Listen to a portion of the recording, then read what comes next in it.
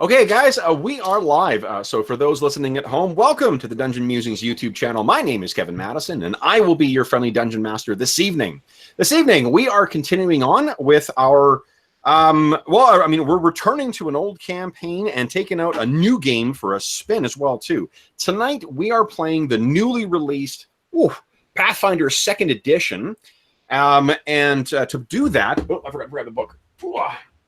We are going to be using Greg Gillespie's very cool Barrowmaze Complete.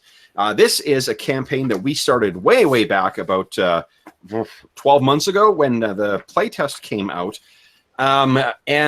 We subsequently moved to a different game system, but we have returned to Pathfinder 2nd Edition, and this is session 2. And with me tonight are my very patient players who have agreed to once again take a dive into this brand new game, in some cases with brand new characters. But first up, returning to play everyone's favorite Lucky Goblin is Jeffrey. Yep, who's running an update? Hey everybody, I'm still battling the internet. I will do my best to stay connected. Next up is Arlen Walker. Hi, I'm Arlen. I am playing Sir Yvain, who is not dead despite getting pretty close last time. And the habit that Kev has of killing my characters. That's, you know what? It is a trend. I think three makes a trend. That's and last but not least, joining us for the first time in the Barrowmaze is George. Hi, I'm George. I'm playing Barrow the Infamous, for those of you who go back to approximately 1983. I'm so excited to play this character that Kev created for me, and he picked the exact kind of thing that I love. So I have not played 2nd edition Pathfinder before, so I'm excited to check it out, although I have played Starfinder and really liked it. So so far, it seems really cool. So I'm looking forward to getting going. Yeah, we did some discussion before we went live just to talk about some of the core mechanics for it, but like always, we're going to be talking through this as we go. What I think we'll start with, though, is because, George, this is your first time into the Barrowmaze, or Barrowmoor, we're going to start what we start with for all new arrivals here in the Duchy of Eric. I'll give you a little background. Hazing, yeah, no. So let's go here and take a look at the map here. So I'm going to zoom in, and where are you guys? I'll move you over here, too. Boom. There you go, guys. So what we're looking at right now is the Duchy of Eric. Now, the Barrowmoor dominates the Duchy of Eric. The moor is a vast, fetid bog, roughly 30 miles north and south, and 35 miles east and west. Within the marsh, an obscuring fog hangs heavily on the landscape and easily disorients travelers. At dusk, the fog is nearly impenetrable, and the moon casts an eerie glow across the moor. The air feels thick and hard to breathe. The marsh smells of rot and decay. The ground of the Barrowmoor is soft, and footprints quickly fill with dark, peat-colored water. The bog is difficult to navigate due to the tangled and near impenetrable mass of decaying trees, weeds that stand 7 feet high, knotted vines, and deep pools of black swamp water. The moor is an unnervingly silent place. Occasionally, the deep croak of a bullfrog can be heard before it plops into the water, or perhaps the distant caw of a raven. But otherwise, the moor is strangely quiet. Stories abound about the monsters and inhabitants of the Barrowmoor. A tribe of froglings is known to exist somewhere in the central eastern portion of the marsh. If you picture like Gripply or like bullywugs or boggart, that's kind of what the froglings are. These small frog-like humanoids often emerge from the moor to attack caravans traveling back and forth along the trade routes to Helix and Bogtown. Locals also tell stories of pterodactyls and larger pterodons flying above the marsh. The rangers brave enough to journey across the bog also tell tales of lizard men conducting strange rituals around ancient standing stones to the south. For much of the year, the Barrowmoor is nearly impenetrable. During the fall and early spring, the marshland is simply too soggy and water-covered to traverse, and in the winter, covered with a thick and impenetrable mass of snow. Over the last 2 seasons, the the signature settlements in here, Helix is the town you can see on that big white illustration there, and it's from Helix where most explorations into the Barrowmoor take place.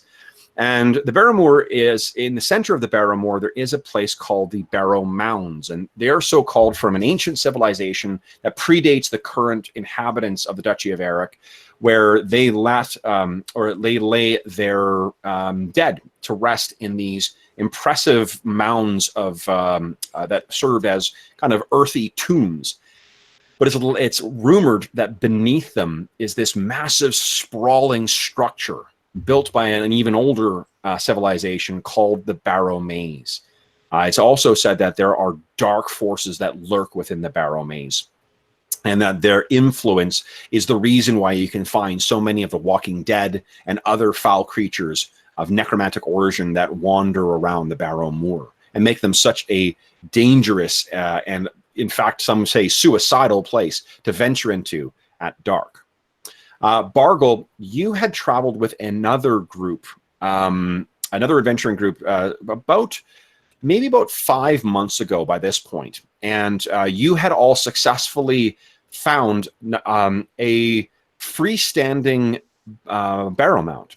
And all the mounds are normally found within the actual barrow mounds themselves.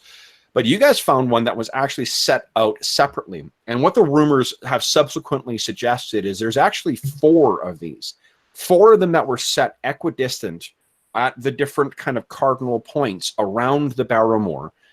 And what you've learned since then is that those mounds seem to have been occupied by some kind of ancient and forgotten order of, quote unquote, good. Something that was to stand eternal vigilance over the darkness in the Barrow mounds and the Barrowmaze.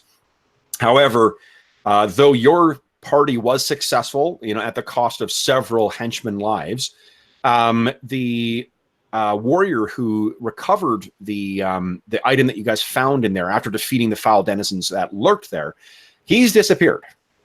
And not like disappeared in I'm traveling off somewhere, like he's gone.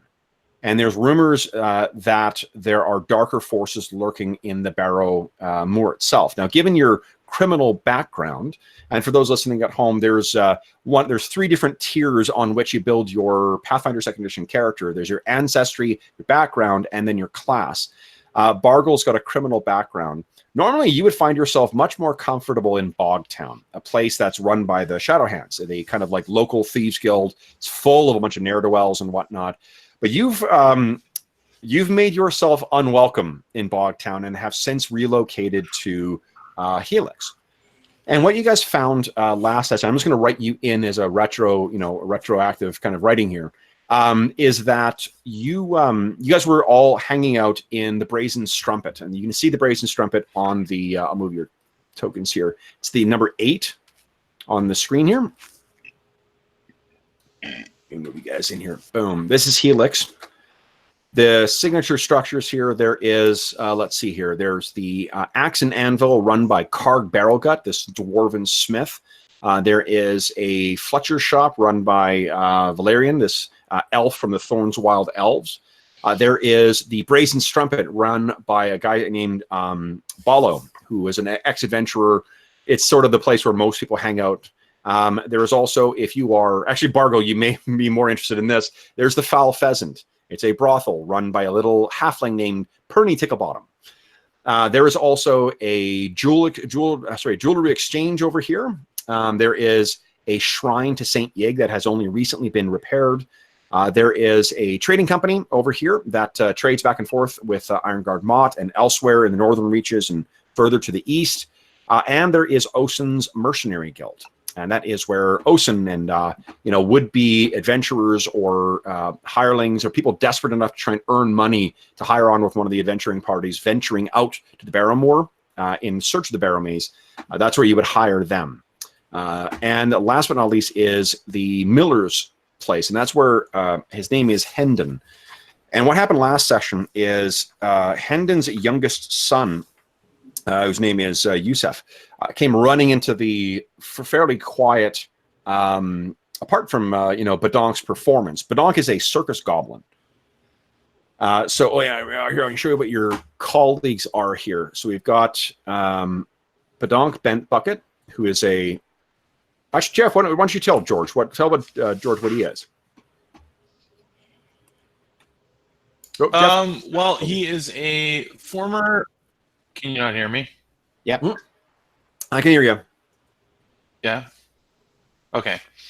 He's a former circus performer, and basically turned monk. The picture is not exactly right because he wouldn't be wearing like gold and jewel. Well, maybe he's replaced some of it with a little more gold, but they're more like wooden trinkets and leather and bone and that kind of thing. He's not as rich as that picture, but and there is also he's a got relatively two dogs, Biscuit and Bone.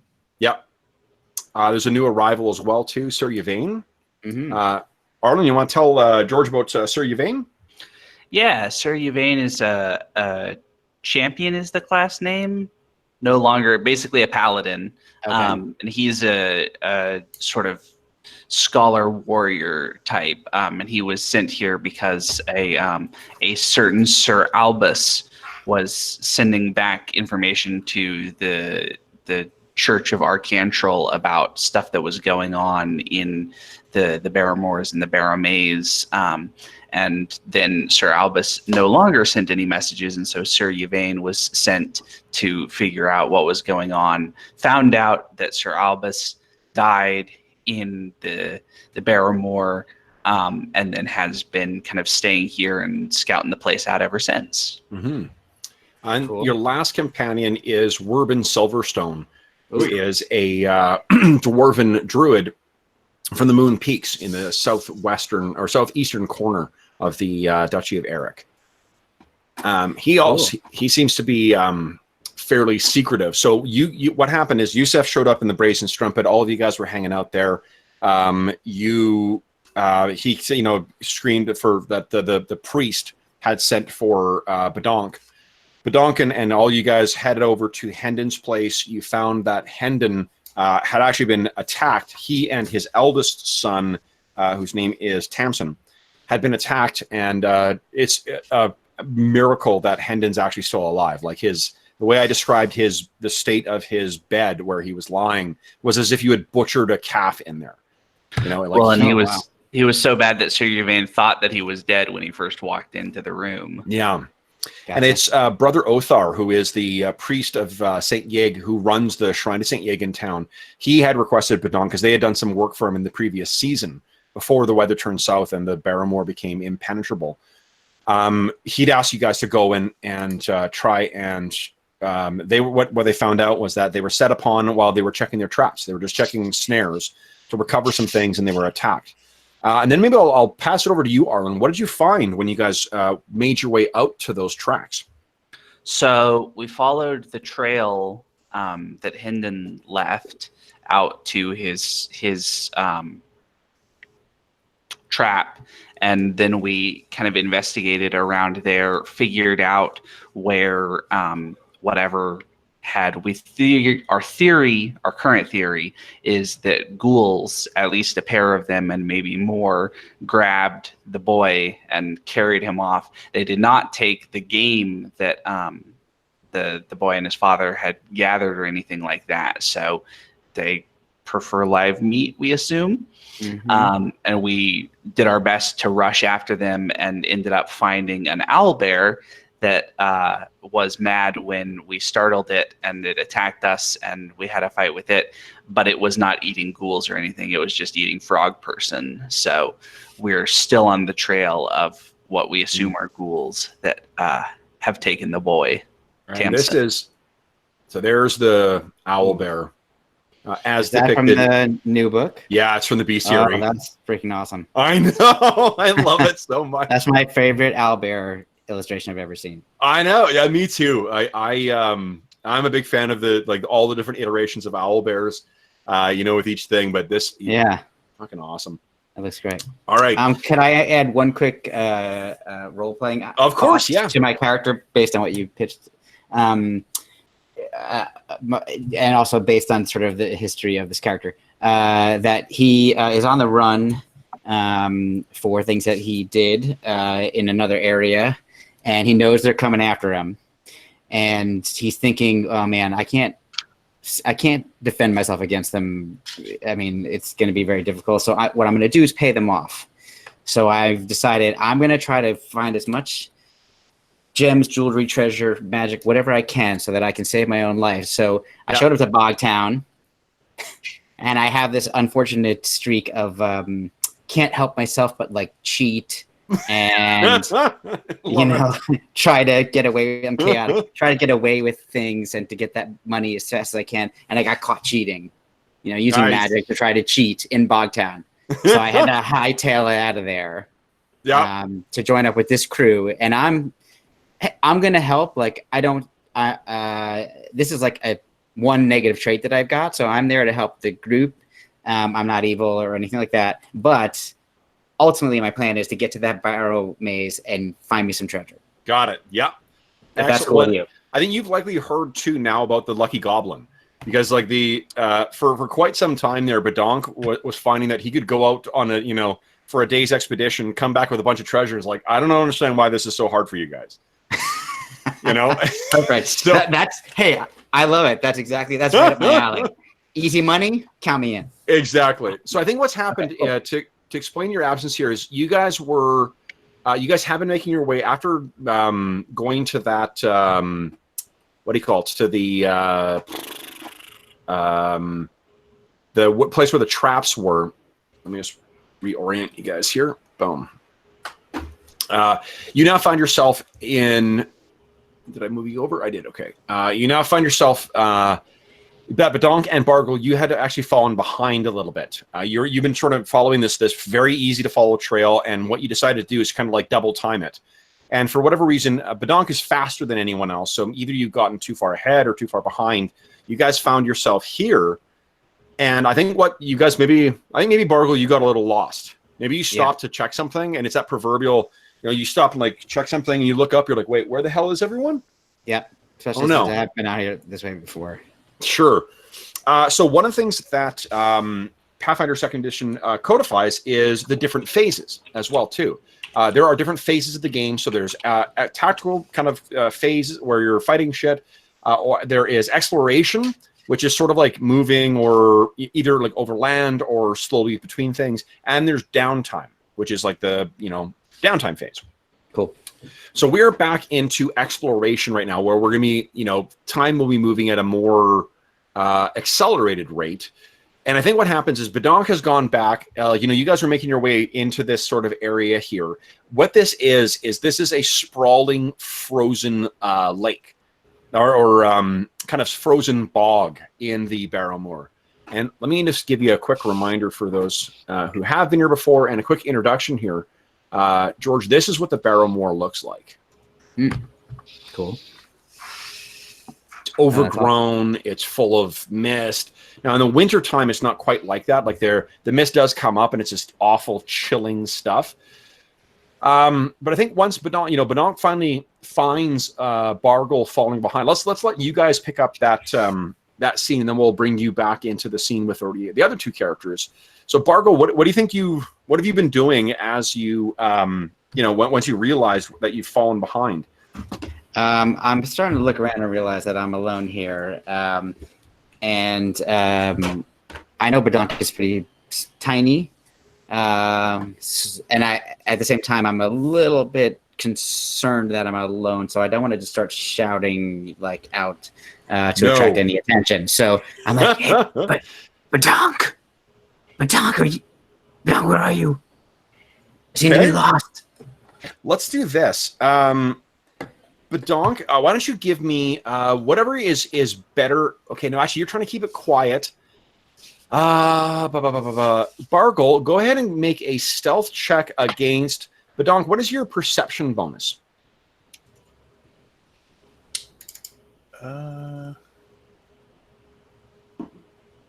It says 6 trained.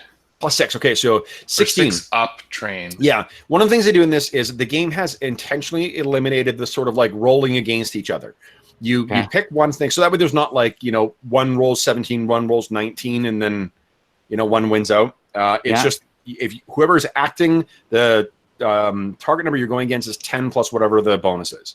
That becomes that's how you calculate DC. That makes sense. Okay, so I think that's what we'll do. We're doing sort of this weird reverse thing where you're trying to keep quiet but still draw his attention. Yeah. So go ahead and give me a stealth roll, please. Let's see how that goes. What's his DC? Or I don't put that in. It's gonna make it. Yeah, it's just gonna automatically roll for you. Okay, let me see if I do it correctly here. Oh no, I see. Nice. Okay. Did you First say your successful thing roll. was it a 16? It's an 8. Oh, so no, the DC. 16 was Badonk's. Yes, Yeah. excellent. So what that means is you got a crit Oh, nice. because you beat it by 10. So right. I'm open for suggestions. What do you think happens with the crit then? Okay, so I think that he literally hears every single word that I have said because he happens to be standing where the acoustics are just right for the sound to bounce off. Literally, it's not a straight shot. It's bouncing off several trees and etc. That allows him to point exactly where I am, even though I have no idea where he is. Absolutely, yeah. So, Badonk, you're hearing Bargle's voice from elsewhere in the moor. What do we see you do? I think he'll try and follow the voice back to where he heard it. Okay. So yeah, you follow over. He'll try to find him. What does he find when he comes across Bargle? I'm Is he kind like of hiding in the woods in the weeds? Oh yeah, I've got an 8 stealth, so I have that for a reason. Yeah. Because I constantly get myself in situations where I need to hide. Yeah. So I'm like literally about to start climbing a tree. Like Okay. I'm like at a tree I'm like if he doesn't come out here anytime soon, I'm climbing this tree. Nice. So then you see Badonk come kind of skipping in, his little goblet. They only stand about like 3 feet tall at the apex, right? So you see him go running by, and actually, Badonk, you're kind of looking around. You're like, well, where the hell is he? But Bargle, you see him. So what do you do? Okay. So I go psst, psst, psst, psst, here, over here, and I'm gonna make my way toward him. Okay. Badonk, all you keep thinking is like, why, you've only known really 2 wizards since you came here. You'd known Vax Silver Scroll and you've known Bargle. Vax has never been this sneaky before. He's almost as quiet as a goblin. Right. Bargle. I'm here. Shh. Gotta be quiet. What happened to the other 2? Are they dead? I hope not. Do I you think know we where just they are? lost them. Oh, you're lost too? We're both lost? Oh no. I think I know where they were going. Okay, well I'll follow your lead. I'll guard. I'll be behind you. I'll stay behind you. Well, you're kind of short though. Not much of a shield. I'll go in front. No, I don't know where we're going. You go first. So the trail you guys have been I'll following is pretty easy to follow. So Badonk, you can easily take the lead and lead along. That's awesome. Everybody gets a hero point. Oh, cool. Yeah. It suggests you get you hand out hero points every hour. And then hero points can be spent to re-roll the roll, or you can spend all your hero points to not die. Oh, cool. That's great. Yeah. Max of 3, so you can't sit on them, and then you go back down to 1 at the start of the session, but you guys will all have 2 points for now. So Awesome.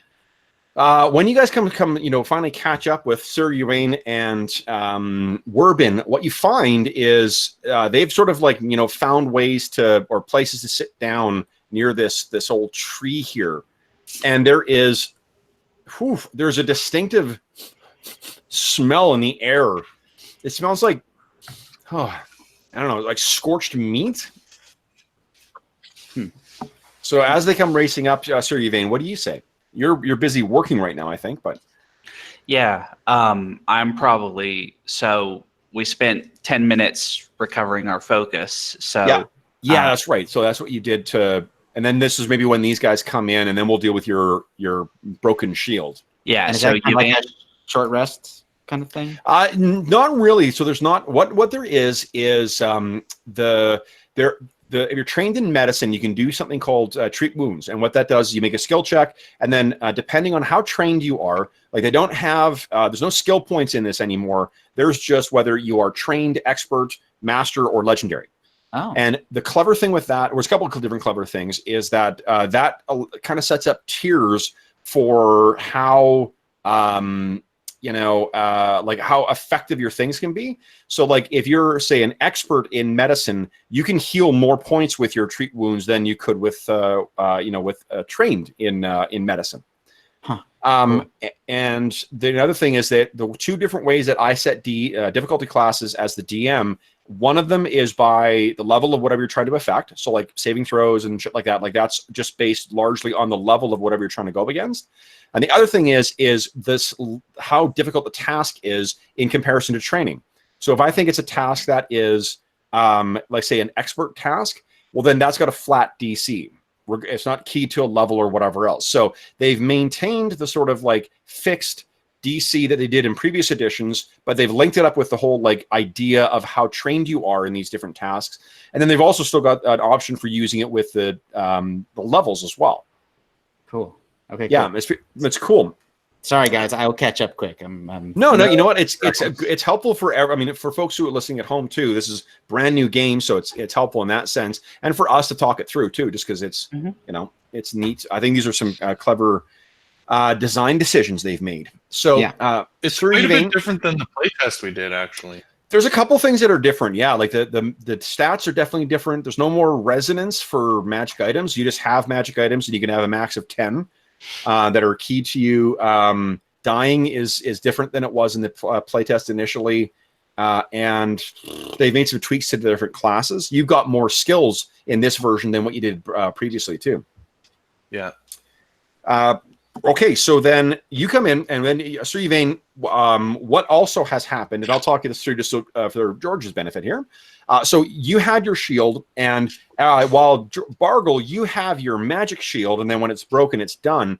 Any other shield has 3 different stats to it. It has the hardness, which is what you reduce the damage by, and if the damage of the attack that you blocked, if it exceeds the hardness, then both you and the shield take that much damage. And then once the shield hits half of its hit points, which is the break point, then it breaks. You can't use it for its function anymore. However, between when you're in the exploration phase, you can spend time to do that, to try and repair it. So that's what we're going to do now. So, okay. Sir Yvain, the way that I'm assuming, again, I'm a dummy and didn't give you guys really any gear other than like your hitting shit or not getting hit by stuff. So it takes 10 minutes to try and repair it with a repair kit, which again, I'm assuming you have. The DC is the same as it is to craft it in the first place, which would be, I think, so the crafting DC is level 1 is a 14. So why don't you give me a craft check at DC 14, please, there, Sir Yvain. Whoa, just on the nose.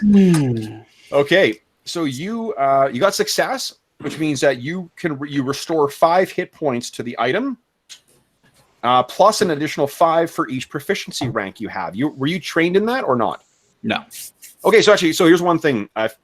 Because these sheets are created with a playtest, anything you're not trained in, anything that's untrained, add +2 to the result. Okay. Because the math is it was more punishing for being untrained in previous one. Okay, so that means you're not trained to restore 5 hit points to your shield. Does that bring it over its break threshold now? It does. Awesome. Okay, so you've got it. What do you think it looks like? Are you just kind of like reattaching a strap? It was just knocked loose or what? Yeah, well, I think you guys can probably see Sir Yvain has pretty clearly been in a fight because his armor, he's got new scratches on it, and some of the plates are kind of bent and a little bit out of shape, and the shield too, its beautiful convex curve is no longer that same beautiful convex curve. It's been battered and beaten, and Sir Yvain is kind of reattaching the strap that holds the lower part of the arm on so that he can actually hold it when you guys walk up, and he sort of slides his arm through it and grips it tight and says, "That'll do, I guess." Yeah. What's his demeanor like? Does he seem like upset, or can we get a sense when we're walking up, or is he pretty tight, like keep his emotions close to his vest? He's pretty stoic, Okay. Yeah. like that. Okay. I mean, he is a holy man, so Yeah. he's got that kind of sense, and he, I think you might see a little bit. I'm imagining that, like a number of people who sort of double as holy men and warriors, you can see that every once in a while he kind of lets his cool down and he goes rage mode, and that's what he did with the owlbear. And I don't know if he has any, because he is divinely blooded, that might even have some kind of like physical manifestation for him in like his the way that his hair flows or something. I don't know, something cool like that. Okay. Cool. All right, so I move up, and now I'm concerned. The fact that you're fixing your shield means something bad happened here. Yeah. Sir Yvain, what went on here? And Sir Yvain kind of stands up to his full height, and he just gestures off to the side and perhaps even steps back so that coming into view now you can see the carcass of the owlbear that has been fried by Werbin. Yeah. The charred remnants of Owly the owlbear. Is that a large creature, out of curiosity? It is, yeah. Nice. Is the meat good to eat? Who's got training in nature apart from old Werbin? Oh, I see. Nature. Werbin can tell you can eat it. It's just that it doesn't taste very good. It's a hybrid of bear and owl. So it's a magical fusion, means that the meat tastes really weird. But the thing is also, you guys are on the reason you've been hustling so far and why Bargle was maybe left behind is because you've been operating under the assumption that the boy is still alive. Yeah. Right. So, Sir Yvain, that thing seems defeated. Sir Yvain and Werbin seem, ready to continue on. What do you guys want to do? Obviously, we should proceed with haste. Yeah. While the boy lives. Where should we? Do you have a lead on which direction to go? Direction of where the owlbear was, actually. Yeah. That's what Werbin says. What I'm going to do, too, just for rather than just being a flat NPC, what I'm doing with Werbin is I'm going to use the minion rules, because there actually are minion rules for like when you summon something or whatnot. And basically what it does is it means that he's got 2 actions per turn instead of 3. Oh, cool. Yeah. Well, and it'll be useful to have him because our Bargle and our Badonk trained in survival, because Yvain is not. No, I think it's only Werbin. Yep. No So survival. Werbin will be the one who has to lead the way. Okay. Okay. So then, let's talk about the exploration phase then. So the exploration phase, just like in other things, it's very loose in terms of how much time it takes up. Like there's not a fixed amount of time. It can be 10 minutes. It can be an hour. It can be a day, whatever we decide is the appropriate sort of time frame. I've been suggesting that it's about an hour's worth of time that we've been splitting this up for right now for this task. So things you could do during your as actions during the down phase include things like defending, which is like you're moving cautiously along with your shield up the whole time. You could try and avoid notice, which is to move with a lot of stealth. Try and keep yourself out of the way. You can detect magic. You can hustle, which is moving double your speed, so you're really booking it. That's what the guys were doing before. You can investigate, which is to seek out information about your surroundings. You can repeat a spell. So if you got a spell, like a cantrip, you can use over and over again. You could do that, although you may get fatigued if you carry on doing that for too long. You can scout, which is you're going ahead and scouting, which could provide an initiative bonus for people. Or you can search, which is like spending time at a specific location trying to find some specific thing. There are also a ton of skill options you can do too, like borrow an arcane spell. So you're asking about downtime before, George. This is sort of what exploration phase does. All of those things. So you're not just like fast forwarding. If you're fast forwarding a day's worth of time, it'll be downtime. But if this is the kind of like, let's take a little bit of time in the dungeon and do a couple of things. Yeah. Stuff like borrowing an arcane spell. There's rules for taking spells from someone else's spellbook in it. Cool. Coerce, so like using intimidation, covering your tracks, deciphering writing, gathering information. So kind of going around a bar or something like that. Identifying alchemy, identifying magic, making an impression, like meeting someone and trying to chat with them. Sense direction if you get lost, and really like anything you can kind of come up with too. Like there's the nice thing about the system is it's very easy to set DCs, so it supports that kind of, I want to try this. What would we use for it? And then we'll go to your character sheet and figure out what feat would be there.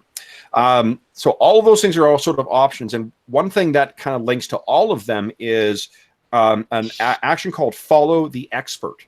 And this is the way of sort of like getting around the, we got a guy with a -1 to his stealth check, so we're always going to be found stuff. What it does is that it allows you to, if someone else is doing a recurring check, like say keeping, an eye out or stealth or something like that, then you get you either get become trained in it, which means you get to add your level to the roll, because when you're not trained or untrained, you don't add your level, it's just your flat stat bonus. If you're trained, you get to add your level to it. And then you also get a bonus depending on how trained the person is. If they're an expert, it's +2, master +3, legendary +4. So let's say that you were following a legend, like a very, very stealthy goblin, and you decide like, oh, we'll do that. Then everyone is going to have a minimum of their level. So 3 plus their stat modifier plus another modifier depending on what their how trained that other person is. Which I really like. I think it's a great way of getting around that inevitable failure of stealth, right? Yeah, totally. No, that's smart. Cool. So what are you guys going to do? Those are all sort of the different mechanical options. What do you guys, are you just going to keep book it as fast as you can, or what? So, well, just out of curiosity, you were saying that, double speeding, is there a penalty to something that we a good question. Well, here's what you can do. You can hustle for a number of minutes equal to your Constitution modifier times 10. Constitution or Constitution modifier? Minutes equal to your Constitution modifier times 10. Okay, so 10 minutes for me, because I have one.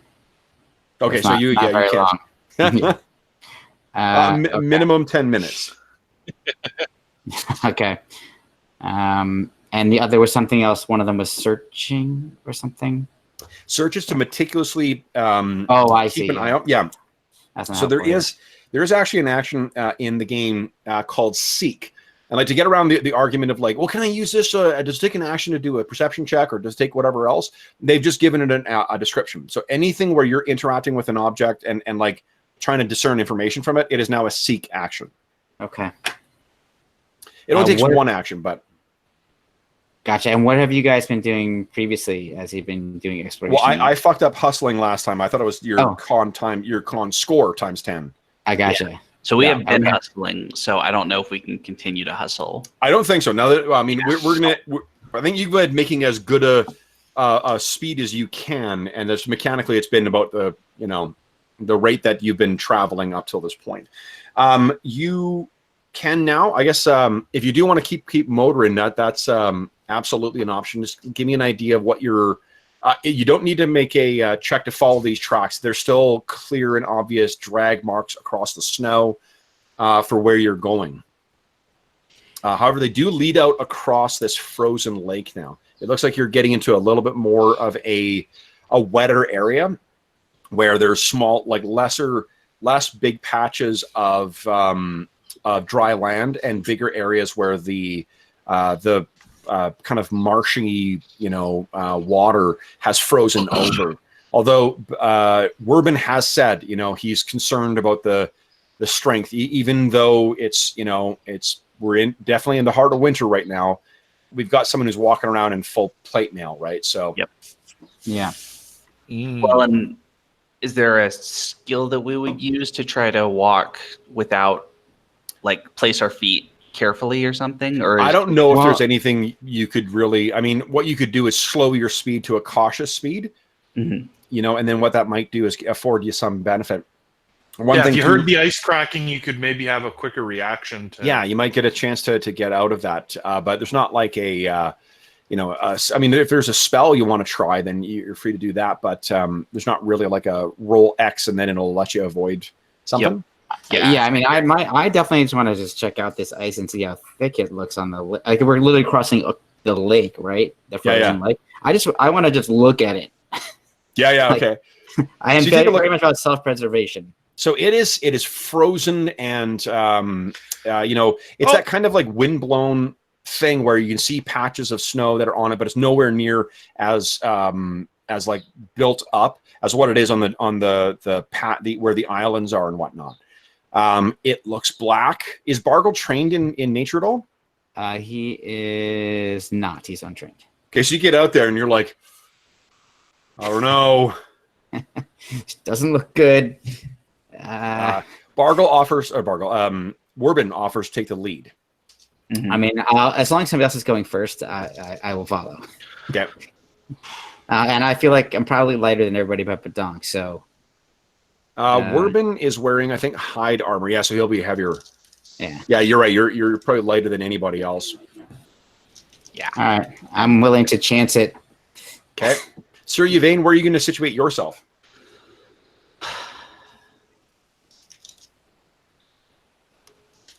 Surely I ought to be at the back, right? So that if something goes wrong, you guys don't have to go around or anything like that. That it'll just be me trying to deal with it. Yep, I like that. Let's do Right. that. Okay. Okay. So I'm gonna be, and it seems like what we ought to do is we ought to be marching in like loose formation, basically, like 15 feet between each of us at least, so that we're not putting too much weight on any one section. Smart. That's very smart. I like it. Like what you're thinking. Okay. This is my character talking. Yeah. not me. So, you've done this before. I could tell. Yeah. So, okay, Jeff, that's a great suggestion. So Badon could go ahead and kick the ice. So the way that we would reflect that is I'd let you move at half speed. That would be we just count your speed as moving as half, and I'd allow you, if there was a hazard, like Arlen and George have not known the pleasure of quicksand in Pathfinder 2nd Edition yet, but you certainly do. Oh no. Well, quicksand is so awesome in this. Oh great. We spent like an hour and a half of the players trying to get themselves out of it because they would not listen to Dave. Dave was That's like, hilarious. grab reeds and we'll pull you out. And then there was all this other cockamamie stuff that was going on. And That's awesome. it was so good. It was terrible. That was not, great. not an unexpected response. No, Sir almost lost his sword too. Oh, I think he no. lost That his was sword awesome. to metagaming. That part I too. liked. Yeah. Yeah. Sorry, Okay, quick so- question. I'm looking across the card sheet. RP, is that resolve points like Starfinder? Or No, is that was what do you call it? Not resolve. What is it? Resonance points. It was in the playtest initially. They had some basically a way to like mitigate the use of magic items, but it was not. It Like was how not many- popular. Oh, gotcha. Yeah. So that's Yeah. I think not one of used. our first interactions, Kevin, was one of my comments on your videos about how I thought resonance was a really dumb mechanic. Yeah. Yeah.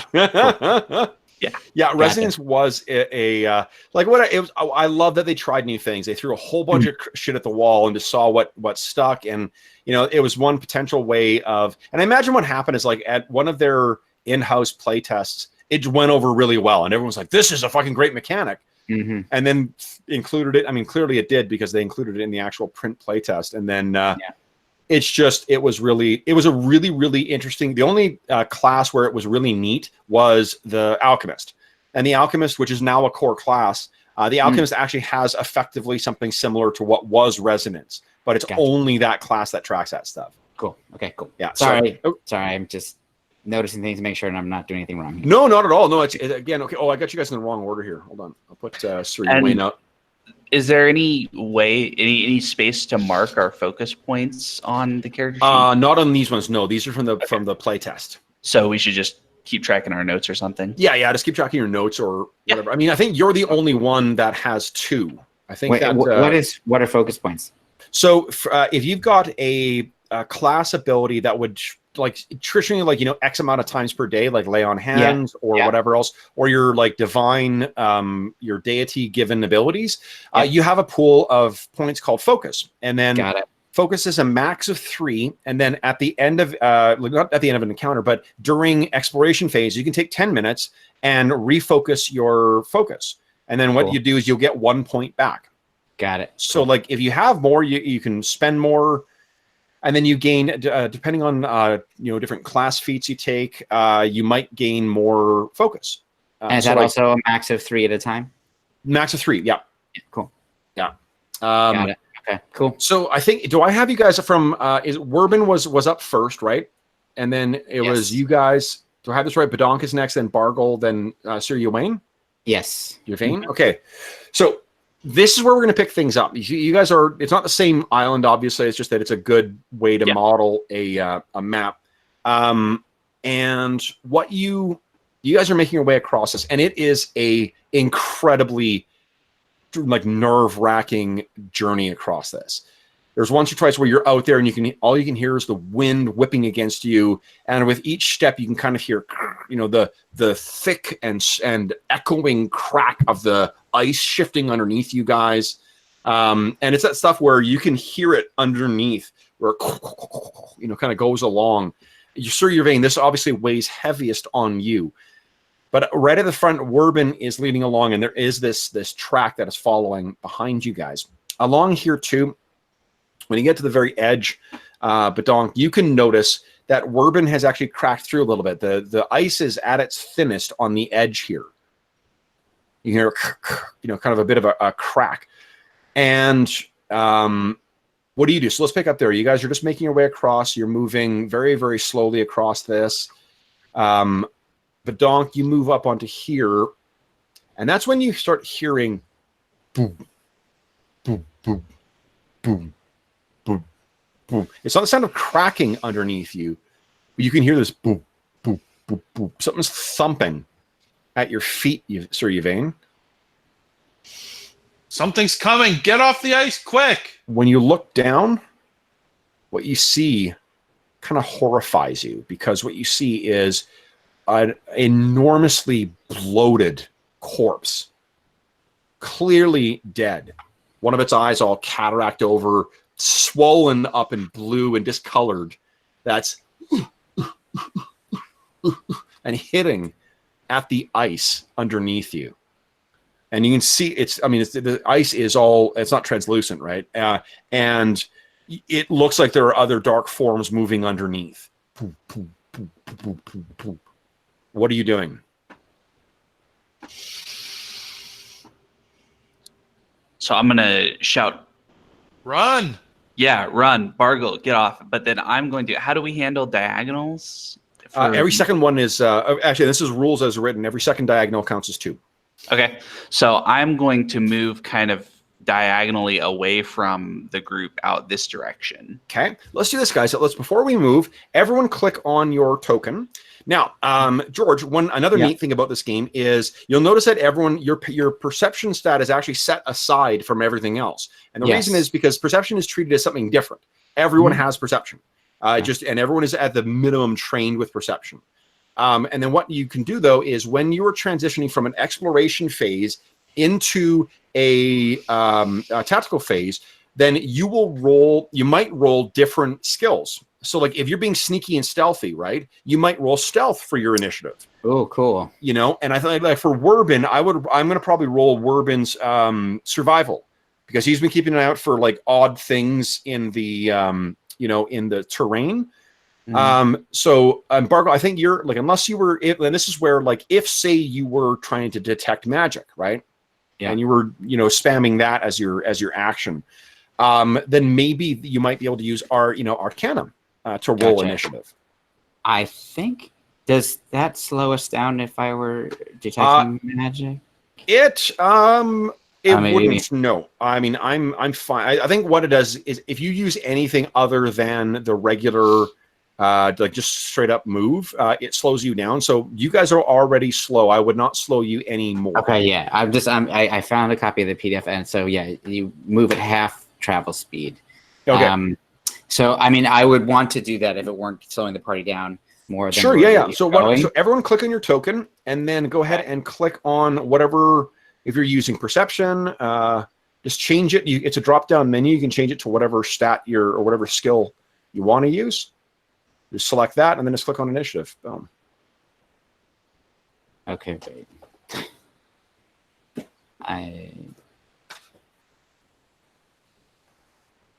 And I'll show you quickly. So I'll show you when we get out of the small screen. But look at it. Oh, that's cool. There he is. Look at those guts. No, that didn't do it. I've malfunctioned. As You a human malfunction. being. Okay, so I think here. How do What are I? we So talking about? click on your token, Yeah. and then let me see what's going on here. So Yeah, then we go to where your initiative is. It says I perception. killed myself. I click it, and then I drag down to Arcana inside. You see how your initiative now says Arcana? Wait, where do I see that? On character sheet, right at the top, is the top middle column. Sorry, of course. In doing that, I closed my character sheet. Oh, Okay, I sorry. see. Yeah. Now it's up there. Yeah. Got it. So now it's Arcana, so you click on that, and then Yeah. it'll add. So you got to be on your token first. Yeah, my token's clicked. Oh, did I? I have all my stats, my hit points, everything. I is think set up actually in the circles. Oh, what's that, Jeff? There we go. That Hey, worked. nice, worked. Excellent. Okay, I get it now. Sorry. Okay. And then I'll roll for these suckers. Nice. Okay. Can I change that? Because I don't think I was stealthing. I was actually trying to check the ice as we were going. Yeah. So just go ahead and change it to perception. I'll remove you from boom. You're off the initiative tracker. Go ahead and click on your token and change it to perception, and then go ahead and roll. I'm totally fine with that, and I got to grab an image for this as well too. Okay. But where am I going to find a picture of undead? It's so rare for me to use undead. And then what noise will you make when the Yeah, that's, I know, that's right. it's a mystery. That's right. I get to make my zombie sound. Oh my god, day made. It's, Let's go all the way back to your original gaming days, Kev, to enjoy Undead. I love undead more than anything else in the D&D game. They are, and it's one of the reasons I love Barrowmaze so much. Awesome. While I'm finding this too, another reason too is that Barrowmaze does a great fucking job of showing you just how little setting you need to make for a really interesting campaign. Mm-hmm. Well, you know what? After watching you guys play some Barrowmaze, I picked up Forbidden Caverns of Archaea. Oh, it's really cool too. It's awesome. Yeah, I love it. I want to run it. yeah, it's a really really good. So I'm actually like that's an option with PF2 as well, because pretty much everything in that is exists in this as well, and it's easier to have more satisfying dungeon delves in Forbidden Caverns than it is in this. Because there's not just one giant cavern, Right. there's tons of smaller ones. Yes. That's one of the reasons when I looked at both, I picked this one. Yeah. No, it's a really cool game or setting. Actually, you know what? Remember the spider cave in Ash in our Reavers of Tula? Yeah. Yeah, that's from that. Oh, you're kidding. That's awesome. Yeah. Good thing I didn't read ahead. No. Okay, this is how much I've been already enjoying this game. I just pre-ordered it. God damn it. My desk, literally on each side of my computer, is got stacks of books, game books to read. So the last time we played this, we went 43 sessions with this, and then the only reason we changed because we had a massive change of player base. Well, I just bought Pathfinder 2nd edition, so I just pre-ordered. Nice. Yeah, well, as I said, I think I've made my no secret of my love of this game. So, Yeah. God dang. Sorry, guys. I really should have loaded a zombie up here before. And after my I feel smart like we ass. should always have zombies in every game you're running. Yeah, I really. It's one of the. I can't lie that it is one of the things I absolutely love about. What do you call it? Starfinder. It's like very like anything I'd want to do in kind of a Shadowrun type game. I can do that, but I can also have amazing undead. Yes. Because there's a whole undead fleet, right? Yep. Yeah. The Yeah, Eox, the Oxians, or whatever they're Yeah, called. the Oxians. Yeah. Love them. If you put there we Necro go. in front of anything, I'm You're gonna sold. buy it. Well, I had as a what do you call it? Sorry, to the back. I used to love Eberron, and I ran Eberron as my default setting for a long time too. And the Carnathi have Necro stuff, and one of my favorite dungeons I made for that was a Necro weapons lab. So there was like basically a secret lab to developing necromantic technology that the guys had, that the Carnathi had sealed up because it was full of awful fucking stuff, and the guys had to break into it. Awesome. That sounds great. It was so much fun. Okay, so Are first these up things to is scale? Are they this these things big? are to scale. They're Oh, incredibly bloated. Gotcha. Okay, now so first up is Bargle. What are you doing? You got 3 actions. And so I spend, and is movement is one of the actions, like every kind of move. It's So stride. Stride, you get to move up to your movement. A step is just moving 5 feet and does Okay. not attract reactions. so basically, it's like taking all the different types of actions. There used to be like a bonus or etc., and they're all just an action. Just 3 actions. Yeah, it's awesome. And it's like talking free, like some of those things like that are free. Yeah, there's free actions as well, like dropping a weapon. It's like you'll see in the book, they've actually got little like icons for it. It's a black thing. Let me see if I can show you here. Where's something that's got multiple actions here? All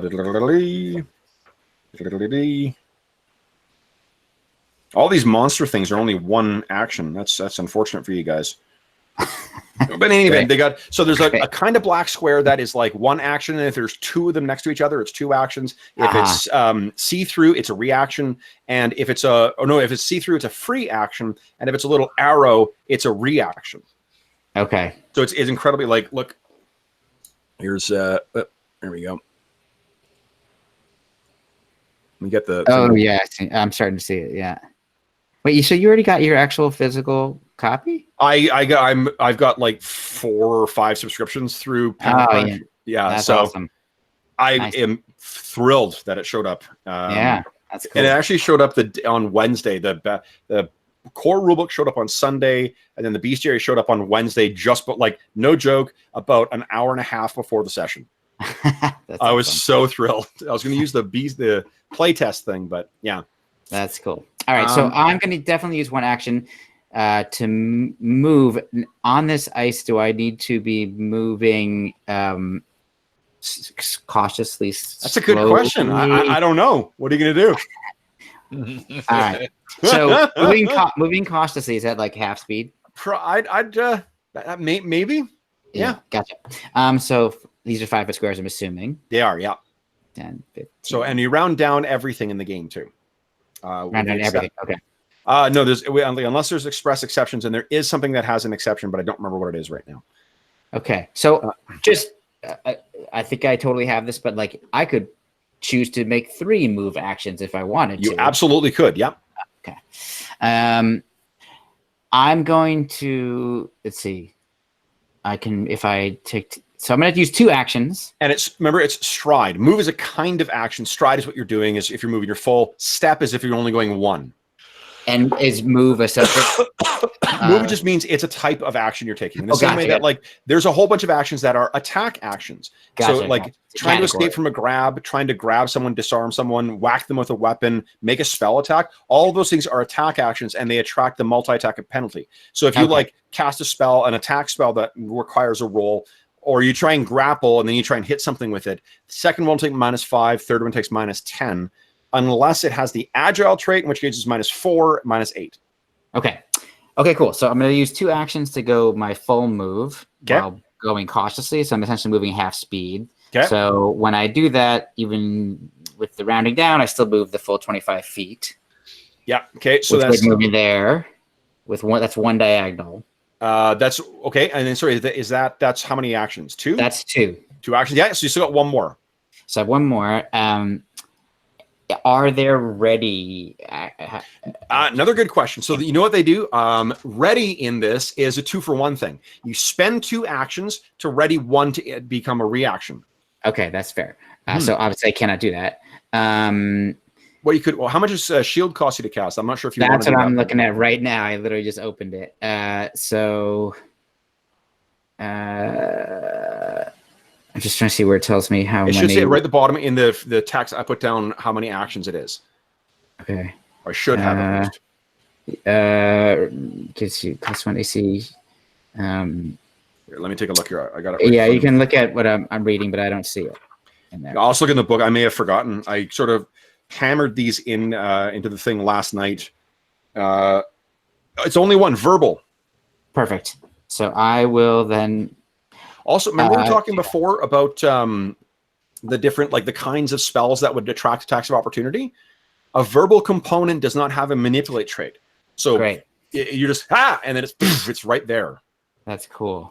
Okay, great. So I will do that, and it is just so I'm clear. This is a cantrip. Cantrip. That's awesome. Yeah. Okay. Okay. Love then, Sir Yvain, what are you doing? So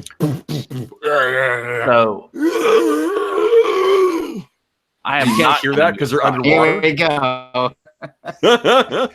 Yeah. I am not going to move cautiously. Okay. I'm going to start moving, and I'm going to move, like I said, I'm going to move out of the way because I think that's in character. I'm trying to pull them away from my allies. Yeah. So 15, 20, 25. Okay. So then it'll be about here is when it happens. Yep. Okay. So let me draw a shape here. Turn order out of the way. I'll get the proper order. The ice gives way. Okay. Now let me get this drawn here. It's going to be about, I'll put the initiative tracker over here. Okay, let me think here. Okay. It's about this wide. Yeah, there we go.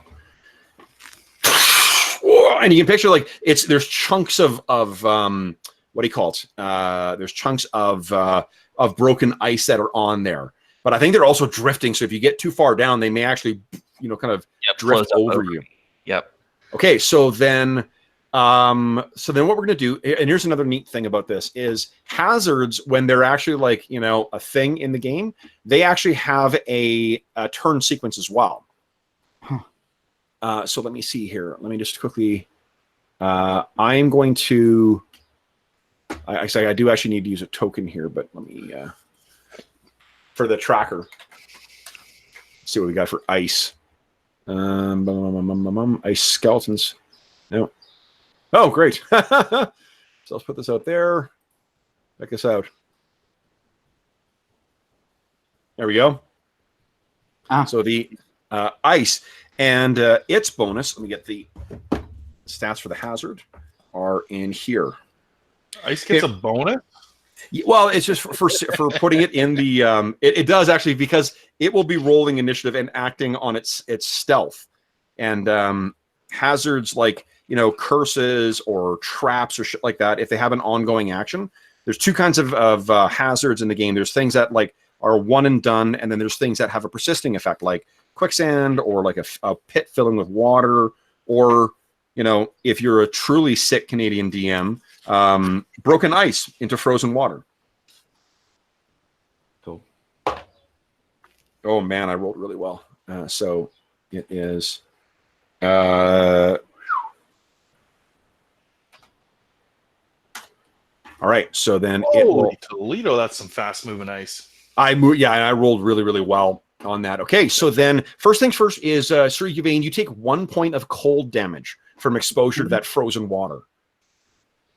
Okay, so then that happened that's only 1 action you've taken so far. Now, what you can also do, you have sunk up to your waist right now.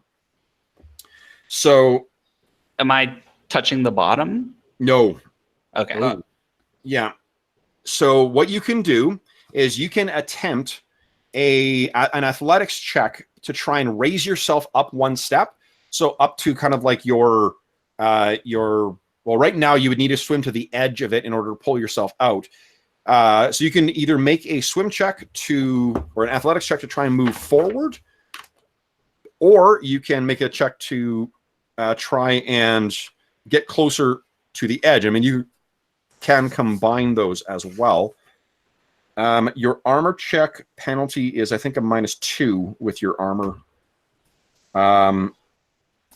And swim allows you to move 5 feet plus 5 feet per 20 feet of your land speed. So I think you'd move 10 feet, so 2 squares with a successful swim check. So Yvain, you got 2 more actions. What do you want to do? Swim. Just so we're clear, the skill we're talking about is athletics. That's right. Yeah. Yeah. Okay. Yeah. There's no swim check. Athletics is it catches not only any kind of physical shit apart from tumbling, it also covers those combat maneuvers. Okay. Well, then I'm going to definitely, if my feet aren't touching the bottom, then I'm gonna swim towards this edge. Okay. So make an athletics check. Athletics check, please. Yeah. Let's see here. And the DC, hold on. So you do, I don't think your armor check penalty, oh no. I don't think your armor check penalty applies there. Oh boy. It's not a crit fail. So that's, that's good. But I could use a hero point. You could use a hero point to re-roll that, absolutely. And re-roll it, because I only rolled a 6. So why don't I use a hero point and re-roll it? That Do it. Yeah. Nice. A lot That's better. exactly what you need. So you are able to move yourself 2 squares. Okay. Okay, so you're To here. splashing and sort of like keeping yourself up, afloat on the broken and chunks of ice. You get to the edge. What you can do now is try and make another swim check to pull yourself out, or athletics check to pull yourself out, or you know what? I don't know if your armor check penalty applied.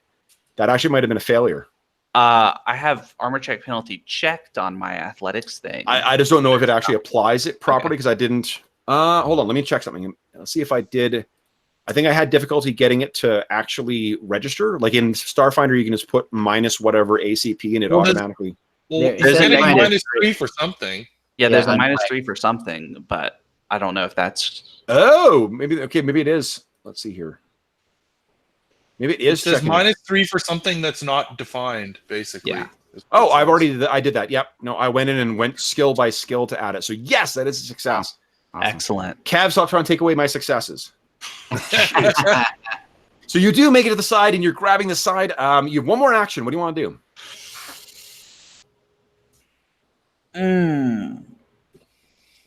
So, just to get an idea of what I could do, right? If I don't decide to actually climb out, I can tread water for free, basically. You could tread water. Yeah, you're not going to sink until on its turn you will sink. Okay. You go down one, and then you go to your neck, and then you go under. Okay. Then what I'm going to do is rather than trying to climb out, I'm going to raise my shield. Good call. Oh, look at that.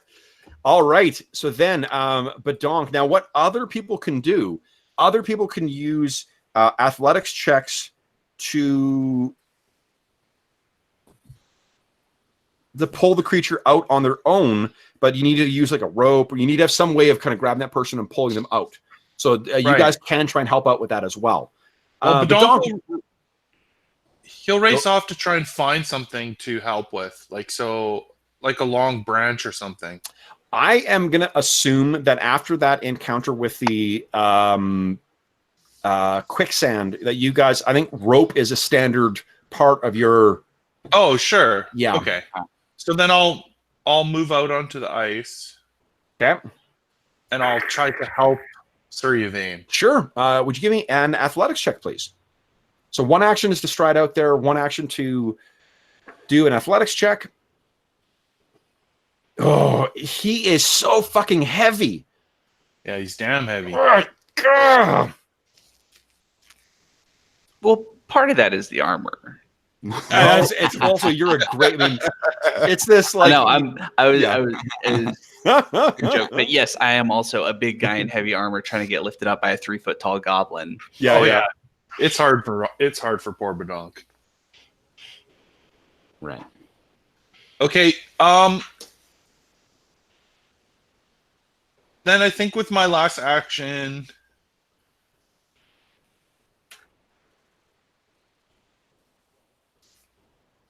I'm just gonna take a 5-foot step away from the edge. Step away from it, okay, because it is cracking. There. Okay. Yeah, like wherever I can see that it's not. I mean, I'd go 2 steps if it's cracking underneath my feet. Okay. Yeah. Like, depending on what he sees. So Werbin is going to do nothing. Except Because he's that's gonna just go, he's being "Werbin!" inscrutable. Werbin, yeah, exactly. That's Steve. All right, so then these things. One goes gurgling and bobbing along, and because this is one awesome thing is that another thing I love about this. For each different monster, George, they give you little blurbs of things you can choose to add to specialize the monster too. That's great. I always love games like that. Yeah, so it's gonna. This thing has a swim speed. It gurgles on forward. So 1 action, and monsters, just like players, have 3 actions unless it says something otherwise. So this thing comes gurgling forward towards you there, and it's going to be a deck, and I think it's actually going to try and pull you under. Mm-hmm. Jesus. But this is interesting. Hold on, I'm going to check one thing. Okay. I actually, because it's a zombie, it actually might be slow. Mm-hmm. Yeah, it actually has only 2 actions. So one is to move over, and the other one is to try and grab you. So what is your what's your athletics? Is 6. 6. Okay, so it's a 16 is their DC. Yes, 19, not a crit. But so one underneath the water grabs you and pulls you down. Oh, you are now at your neck. And then And it's still got a hold of me, right? And it no, it's you've kicked yourself free. It didn't try and grab you. It just tried to pull you down. So Okay. That's a good enough thing. You've kind of kicked yourself free, but oh my god, you're close. Let's see if this one brings you under. And you can picture as well too, like there's broken ice that's floating around, so you really can't see these things either. Yep. So this thing comes over, and then it is going to try and do the same. Why don't you give me an unarmed attack, please? Because I rolled a nat 1. So when you're thrashing around, I'll let you get a good kickoff on this thing. I don't have unarmed attack on my sheet. Oh, okay. So it'll be easy. Begin. You are trained in it, which means it's +2. Plus your level is 3. Is +5. Your strength is a +4. Yes. +9 to hit. Does 1d4 bludgeoning. 1d20 plus 9. Yeah. 25. Nice. Boom! Take that. And that's actually a crit. So double damage. 1d4 plus your strength, double damage. 10 damage. 10 damage. Awesome. Okay, give me a sec here. I should have set up these things here. And because this is the first couple of times we're playing, I'm going to let you guys see the health bars as they go down, just to help give you a sense of what how like progressive damage kind of works in this. Bottom overlapping. Save changes. There we go. Okay, can you guys all see that? Mm-hmm. Yep. I'll replace the other one. Of course, it's the one I used to roll initiative. Fucking cannot catch a break.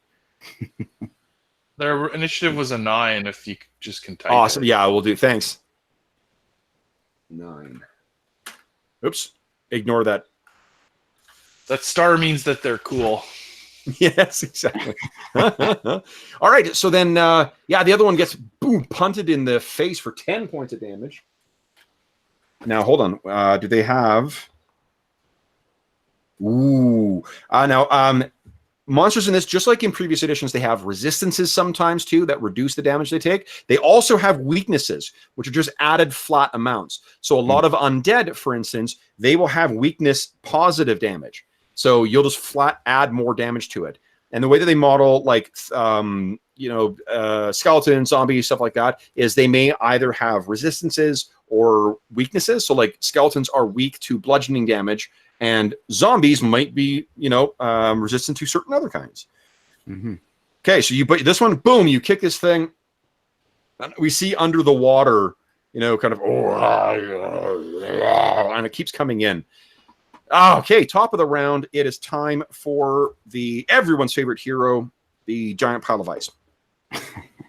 So, on this round, as on its action, anyone in there becomes submerged. Oh man, you are under the water. Mm-hmm. Sir Yvain. Mm-hmm. And 279. So in addition to sinking ships, if I could be said to have, certain campaign tropes, drowning paladins is apparently one. And freezing cold temperatures. Yes. And so you can hold your breath for a number of rounds equal to 5 plus your Constitution modifier.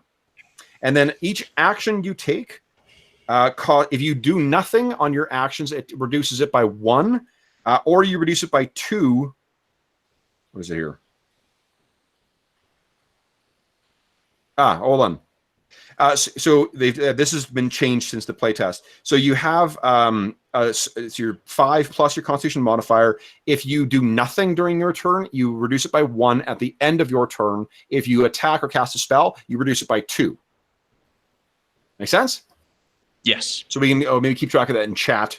All right, Yeah. So you are currently at whatever the heck it is, but you are underwater. That's what's happening. You guys can see he's disappeared, and like chunks of ice have flowed above him now. mm-hmm. Oh no! Oh, only 6. Oh my gosh. Yep. Okay, that is it for the thing. Bargo, what are you doing? So, if I understand this correctly, if I want to do produce flame, which is a cantrip, it's got somatic and verbal components. That's 2 actions. That's right. Yeah. And I just happened to notice, I looked at the PDF and the update. It says the damage in the original PDF is 1d4. On my character sheet, it says 2d4. Yes, they changed the way cantrips work. Cantrips scale. So there's an ability, basically, like remember heightened spell as a feat from before? Yeah. Spells are just heightened is now a feature. You can heighten a spell by casting it at a higher level, and anyone can do that, just like in Starfinder.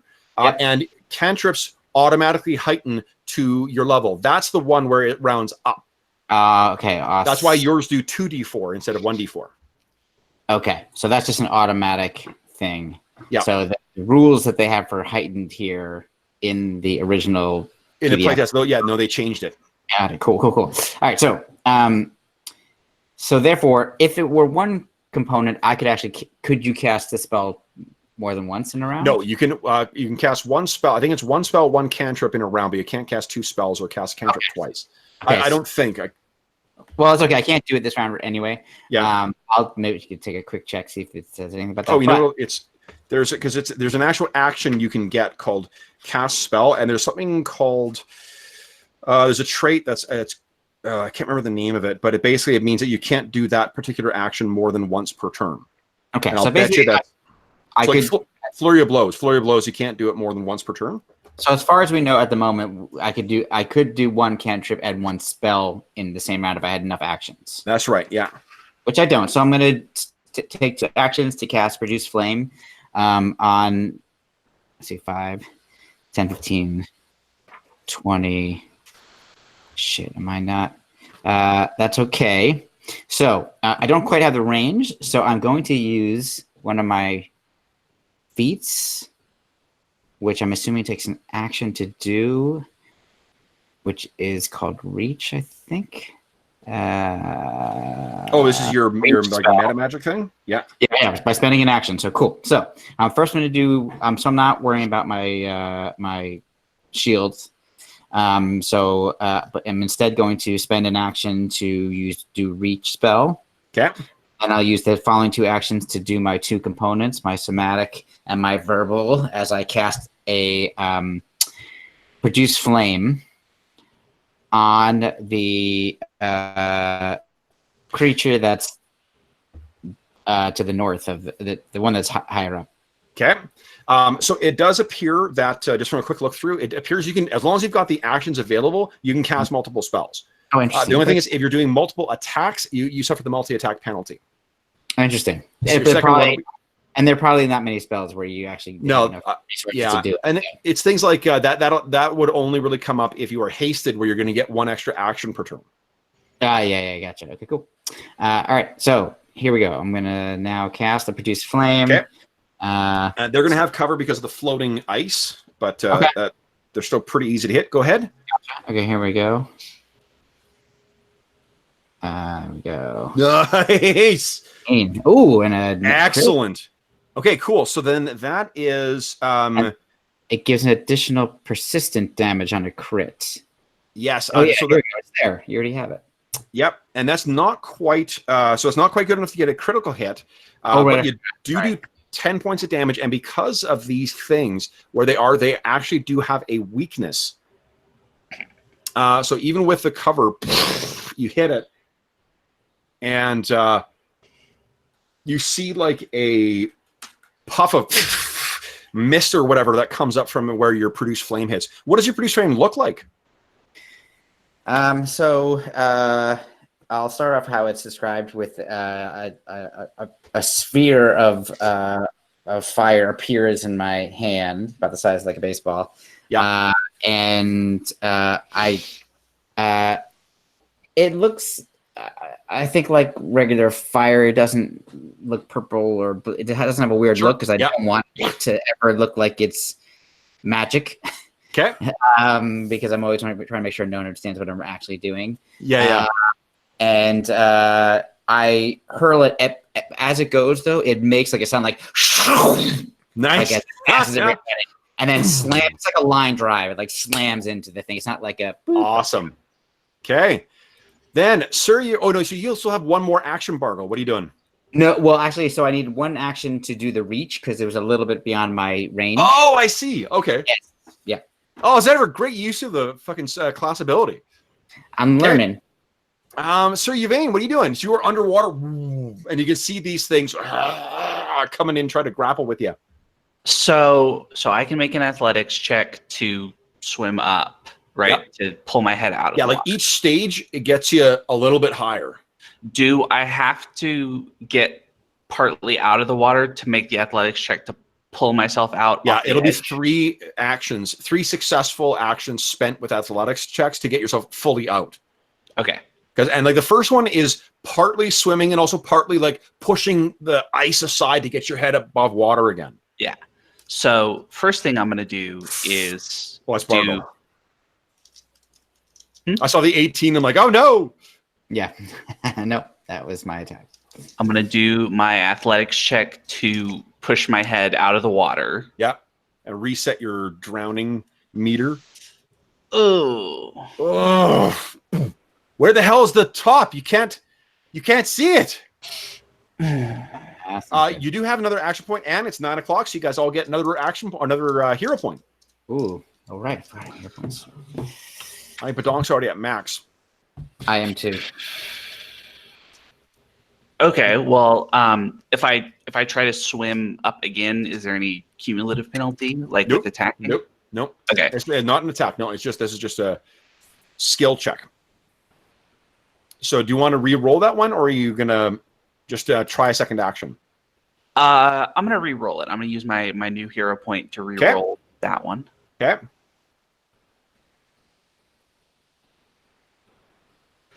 Oh, that was Badonk trying to help you.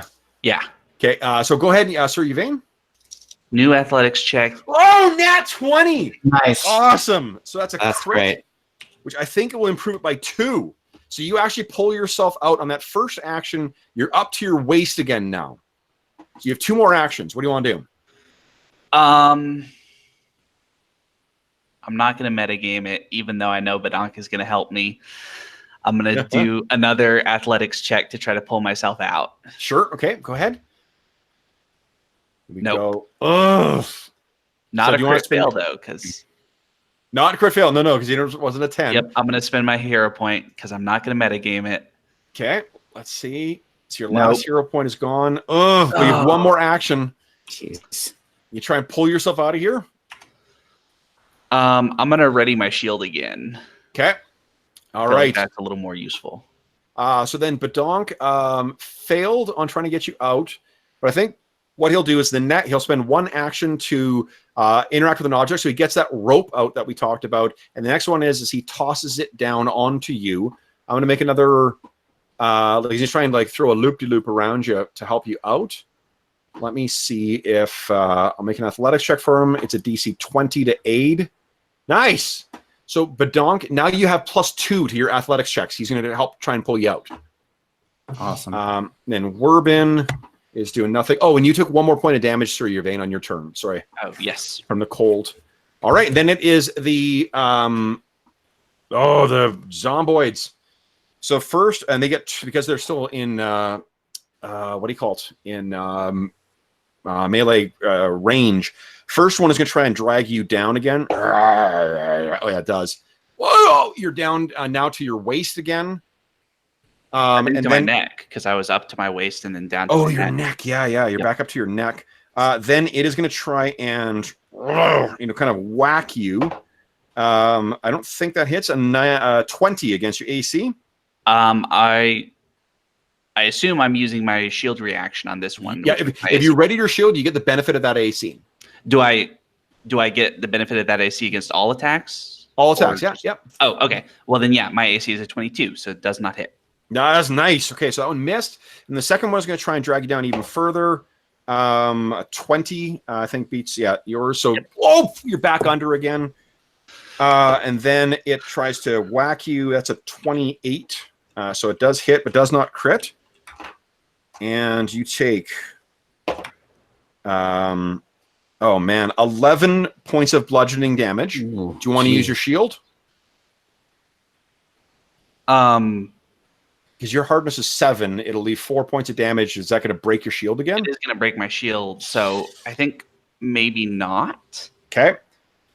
So and again, I guess like I make the decision however you like now. But it, I think it's also got a thing called improved push, and I don't know whether that allows it to push you in any direction or what. Let's see. Okay, so it can push as a free action because of its improved push ability, which means I think he can move you further out into the water. Or that if we that was really not necessarily. Go ahead. I was going to say, if you really mean, you could push me under the lip of the ice.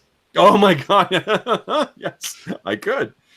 Let's see. Athletics.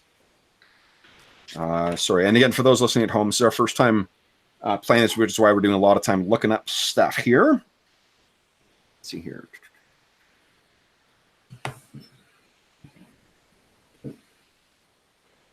Okay, push 5 feet. Yeah, actually, I think it would be. It's push. So you're now underneath the ice there. Or maybe we see in the film version, Sir Yvain raise his sword and it scrapes up against the top, and that's awesome. Flash open. Nice. That's great. I'll give you a hero point for that. That's a great description. That's great. I love having that resource to just toss out because I don't think a reroll is terribly abusive in this game. No. We're at the halfway point right now, guys. While we're waiting for Jeff to restart the thing, why don't we just quickly take our break? And then I got to go to the washroom because I'm an old man. And then we'll start at the top of the round. Perfect. Okay. Sounds good. Get back in like 5 minutes then. Perfect.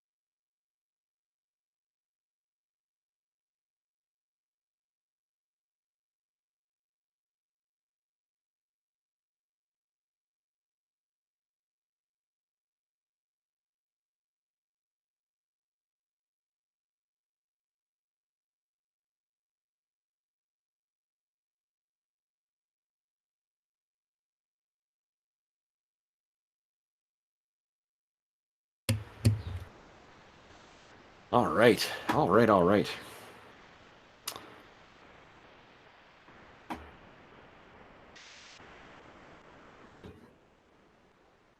Okay, I should put a light on here. Yeah, I got my audio back on.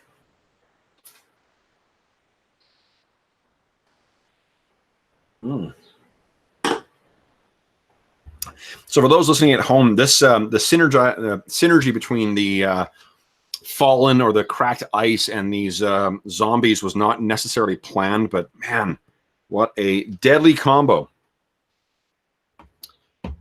That is going to hopefully not prove too bad for our brave hero here.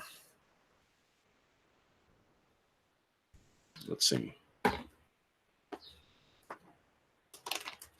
While we're on our break, I'll quickly look up the rules once more for push, because if these guys are going to be able to do that again, I would like to know what they're doing. And I guess if I was smart, what I should have done is just making those attacks as we went and pushed further down. Hey, Arlen, I was just talking through about what I should have done. I didn't know about the shove ability that they had. I probably could have just used attacks and used the shove to push you down further the whole time, rather than like grabbing you and pulling you down. Because who doesn't want to take damage on top of being drowned by zombies? Oh man. Okay. So this thing's already, you're already under the water, so you're not going to get more under the water. So next up will be Bargo. We'll start with George's turn when he gets back. Yeah.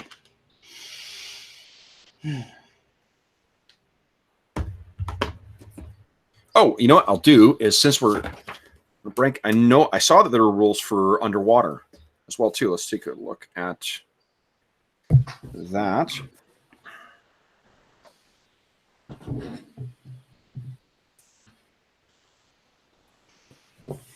I thought there was rules for underwater. I'm imagining things. Hard, and I'm looking forward to playing some Paladin. I don't know as much as I should about Carolinian era history. Although everything I've read is super intriguing and cool. So I'm looking forward to not only checking the game out, but just learning more about the time period and the culture. It's gonna be pretty wild. I know that I'm playing with the best possible person to run the game. Well, thank you. Yeah, for sure. I'm serious. It's it's gonna be the section that we're playing is basically the plot of the first half or so of the Song of Roland. Cool. And there's some pretty crazy stuff that happens in the Song of Roland. So awesome. So I'll get to learn. I obviously am aware of it, but have not read it. So I'll get to learn about it by living it. So that's pretty fun. Yeah. Well, and there's a good mix because like Chadwick said that he was like, it's been so long since I read it. I'll read it again before the game. And I was like, okay, so this is cool. We'll have some people who have read it and are going to know the story, and some people who just have no idea, and it'll be a cool mix. That's cool. Awesome. I'm assuming there's a lot of mythological elements to it, meaning like monomyth, like Joseph Campbellian, he talks a lot about Tristan and Isolde and all of the kind of troubadour stories, like romantic, kind of traveling. The minstrels who told stories as they traveled all had like components of kind of ancient mythological sort of creative unconscious, or Jungian kind of collective unconscious, elements. And the Song of Roland in particular is interesting because it is sort of the Roland story kind of brackets that sort of troubadour poetry and the kind of medieval romances, because the Song of Roland is one of what's called the Gestes, which are historical poems.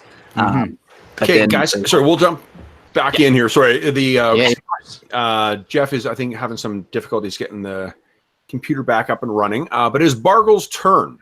Okay, cool.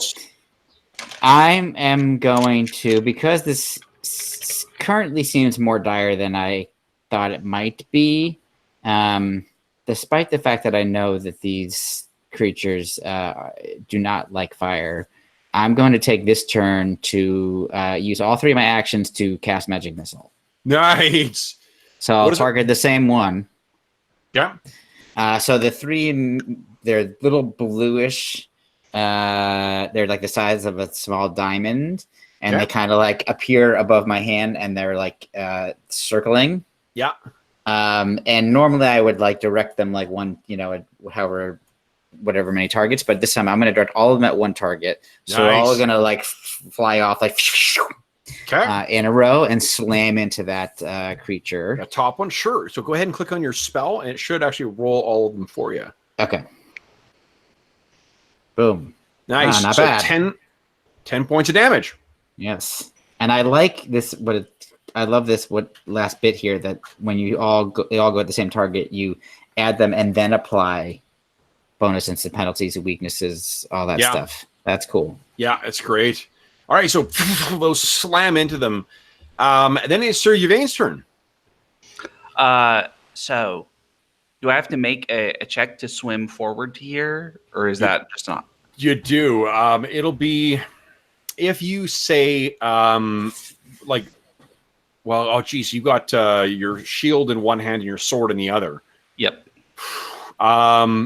Yeah, I think it would be swim. Like if you had a free hand, you could try and clamber on the underside of the of the ice. I might give you a +1, but yeah. You do have the +2 from the rope. Like Badonk has that rope around you, and he's going to be pulling. So you got that +2 to your result. Let's do it. Here we go. I'm gonna use my hero point. Jesus. Okay. So 1 hero point gives you 1 reroll. Crit. Oh my god, that's awesome. So I'll let you. You got your head above now. You are no longer drowning. That's only your first action. You have 2 more actions. And 1 hero point equals 1 reroll. 1 reroll. Yeah. Got it. Okay. And you're allowed to reroll if you crit fail or something, right? Yeah. Oh yeah. Yeah. You're not stuck with that. Okay. I'm looking in the old PDF, and it's cost 2, which it looks like they changed. They changed. Yeah, they changed it. So That's basically, good. there's 2 right now. There's 2 uses for hero points. You can re-roll with spending 1, or you can not die by spending all of them. I think that's great. That's better than what they started with. Cool. It's better, and also like it's a great way to distinguish the heroes from anyone else. Yeah. Even if you're going to be building we were talking before you got on that, like you build the NPCs largely with the same rules in this, just like in Pathfinder 1, which is different from Starfinder. Yeah. But the hero points and the option to re-roll. Yeah. Oh, let me get Jeff a link to the call again. So he's in the call. Let's see here. Boom. There we go. Oh, you may have stepped away while I was restarting. Okay, so Sir Yvain, that was only your first roll. So you got 2 more. What do you want to do? So I'm going to take a swing at the one Bargle shot at. Okay. Now, the rules is written there. Maybe a change, something for being underwater. I can't find it right now. So we're just going to assume that there's no penalty. So go ahead and make your attack roll. Whoa! That's a crit. Oh, awesome. Nice. Okay, so that is 11, and that means double damage, so 22 points of damage. Oh, and awesome. This thing has a weakness to slashing. Oh, cool. Yeah. Because it's loaded and stuff. Yeah. So that is, wow. Take a look at that. Its health bar. Boom. Look how big it is. That's awesome. And that is only your second action. Well, you got 1 more. What do you want to do? So my head's out of the water. Yeah, you're not drowning anymore. So I'm I'm thinking I'm just going to take another swing at it. Okay, so -5. Yeah, Wait, whatever. It'll calculate it on attack Attack 2. We go. Oh, that still hits. Nice. And because it's got a weakness to it, you actually kill it. Sweet. What does it look like as you slash through this thing? Well, I think we see kind of on the first slash, there's just like guts and detritus and stuff spills out into the water, and Sir Yvain kind of almost rushes for a second, and then another kind of the backhand sweep comes back and gets it. Awesome. Okay, so that so you can see blood and viscera and like discolored whatever is floating to the top of the around the ice now, guys. Cool. And I did find an aquatic combat section, Kev. Where in the playtest? In the playtest under special battles, and in the playtest doc, it's page 316. Okay, yeah, no, it'll be Or something 315. completely. The playtest is like about this thick, and the core rulebook is 300. So it Aquatic, was. I'll bet you that's. Let's see here. It's aquatic. Yeah, it says aquatic combat. Special battles is the section under Oh yeah, playing the game. It's 478 in the new core rulebook. So I don't think it'll change much of what just took place. You're flat-footed unless you have a swim speed, so it's -2 to your AC. You gain resistance 5 to acid and fire, so that's important. -2 circumstance penalty melee slashing, but you would have hit with both of those anyway. Yeah. Ranged attacks that do bludgeoning or slashing automatically miss if the target is underwater. You can't cast fire spells or use actions with a fire trait underwater. And then at my discretion, some ground-based action. So basically, the net is -2 to slashing and bludgeoning attacks that pass through the water, 5 resistance to acid and fire, and then you're flat-footed, so it's -2 to your AC. Okay. Cool. Go. Thank you for the reminder. I was looking underwater, like. Me too. I finally stumbled on it. Okay, so Sir Yvain, that's all your actions. And next up is Badonk. Badonkadonk, what are you doing? So Sir Yvain is being pushed under the water. Are you still in the? Did my roll not help us? You helped him a bit. You've got a rope around him. Oh, okay. Yeah, so you're helping him. He's getting so I'll +2 try to all and pull him out. Give me an athletics check. Let's see. See if you can help here.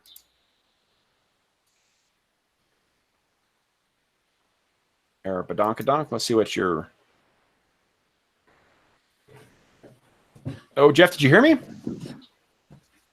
I clicked it. I have no idea when it's going to go through. Oh, okay. Yeah, fair enough. Yeah, you got Steve's connection right now.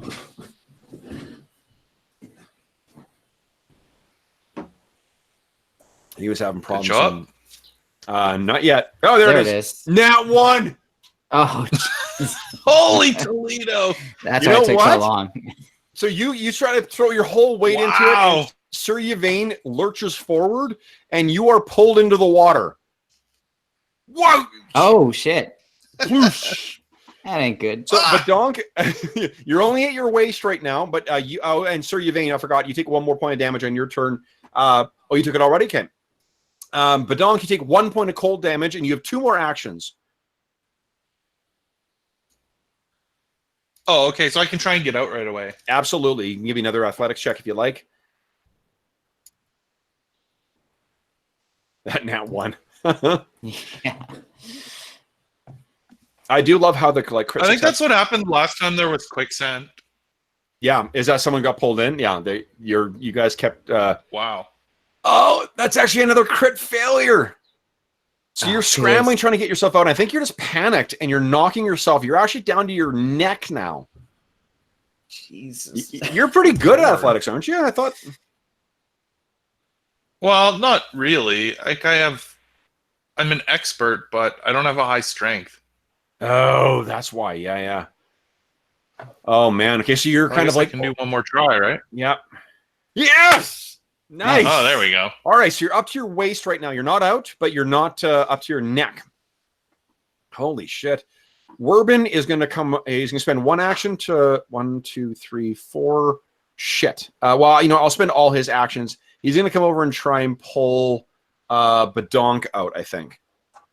Let's see here. I'll just make an athletics check on here. He's got 1 more action left over to make the athletics check. Let's see here. Boom. Did that work? How do you do? Oh my God!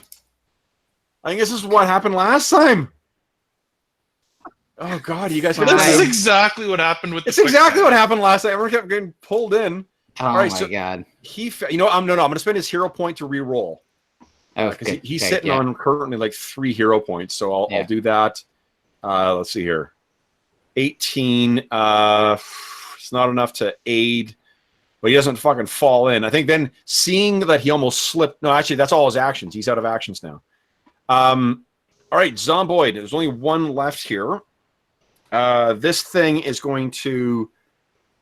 Where are you right now, Yvain? Are you at your neck? Yes. Okay, so he's going to try and pull you under. I think that might be a fail. 15. What is your athletics? +6? +6. Hey, he fails. So then his last action will be to try and pull you under again. And that's a -5 to his attack. Yeah, he misses. So he tries to pull at you, but you've got your defenses up now. All right, now quicksand or the ice water thing. Badonk, you're up to your neck, and Sir Yvain, you're back under again. Jesus. Bargle, what are you doing?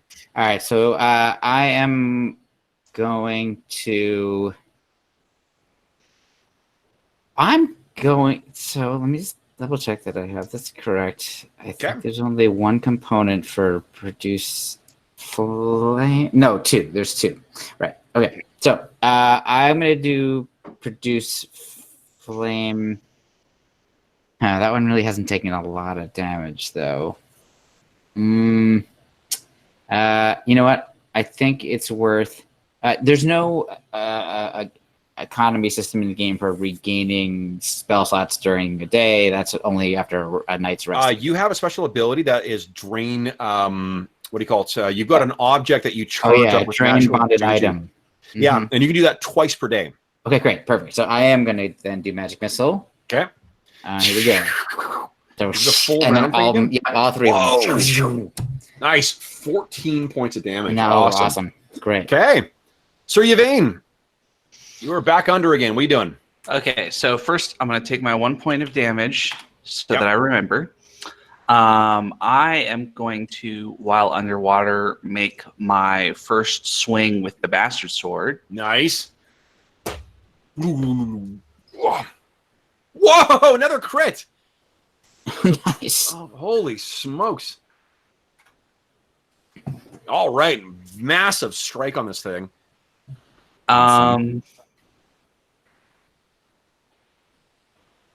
Okay. Dude, 2 more actions still. I'm going to metagame it a little bit and that is completely fine. And say that I think I would be better off killing this thing than resetting my breath because I've got a couple of turns for breath. Yeah. So I'm going to take another swing. I wouldn't even say that's a metagaming. In the fiction, your character would know how long you can hold your breath, right? Yeah. You're sort of underwater. You're like, if this thing keeps pulling me back under and I keep slipping under because of the stupid ice, at least take one, threat out. That is another. It's not quite a crit, but still is because of the slashing bonus. That is a huge hit on this. You're taking giant chunks off of this thing. Look at that. Ooh, oh man, that's so tempting. Yeah, did you go for attack number 3? They're pretty easy to hit. Yeah, I'm gonna go for attack number 3. Awesome. Let's do it. You're a champion. Oh no, not quite good enough. Okay, but yeah, you swing, but you've dished out a shit ton of damage. But Donk, what are you doing? 3 actions. Okay, I'll attack this beast as well. Okay, go ahead. Now remember, you can do your if you want to spend your flurry of blows, you can just do 2 attacks as one action, because that's what your flurry of blows does, right? Yeah, one action. Okay, so click the attack strikes. 1 twice. Yes, you can just attack 1, or you can just split. Yeah, I mean, there's only the 1 there. You can attack twice. It only takes 1 action because you're. But remember, you're doing attack 1 then attack 2 because your multi-attack penalty does apply. Okay, so the first one is definitely a hit. Ooh, second one is not a hit. Oh, you know what though, Jeff? Don't click on Flurry of Blows. I read it wrong. So just because that's this. Oh, go click on Attack 2 of your Powerful Strike. Oh, like this one here? Yes, Powerful Fist. Yes, and that was a hit. Okay, so you do. Okay. Let's hear 3. And come on, you and 7. Nice. Okay, so this thing you actually break. It's been carved to bits, and it's sort of like all floating together. You can see the weak parts. A couple hits, and this thing drifts off into the water. Awesome. Maybe its mouth is still kind of. All right, that was only one action because of Flurry of Blows. 2 more actions. You're only at your neck right now. What would you like to do?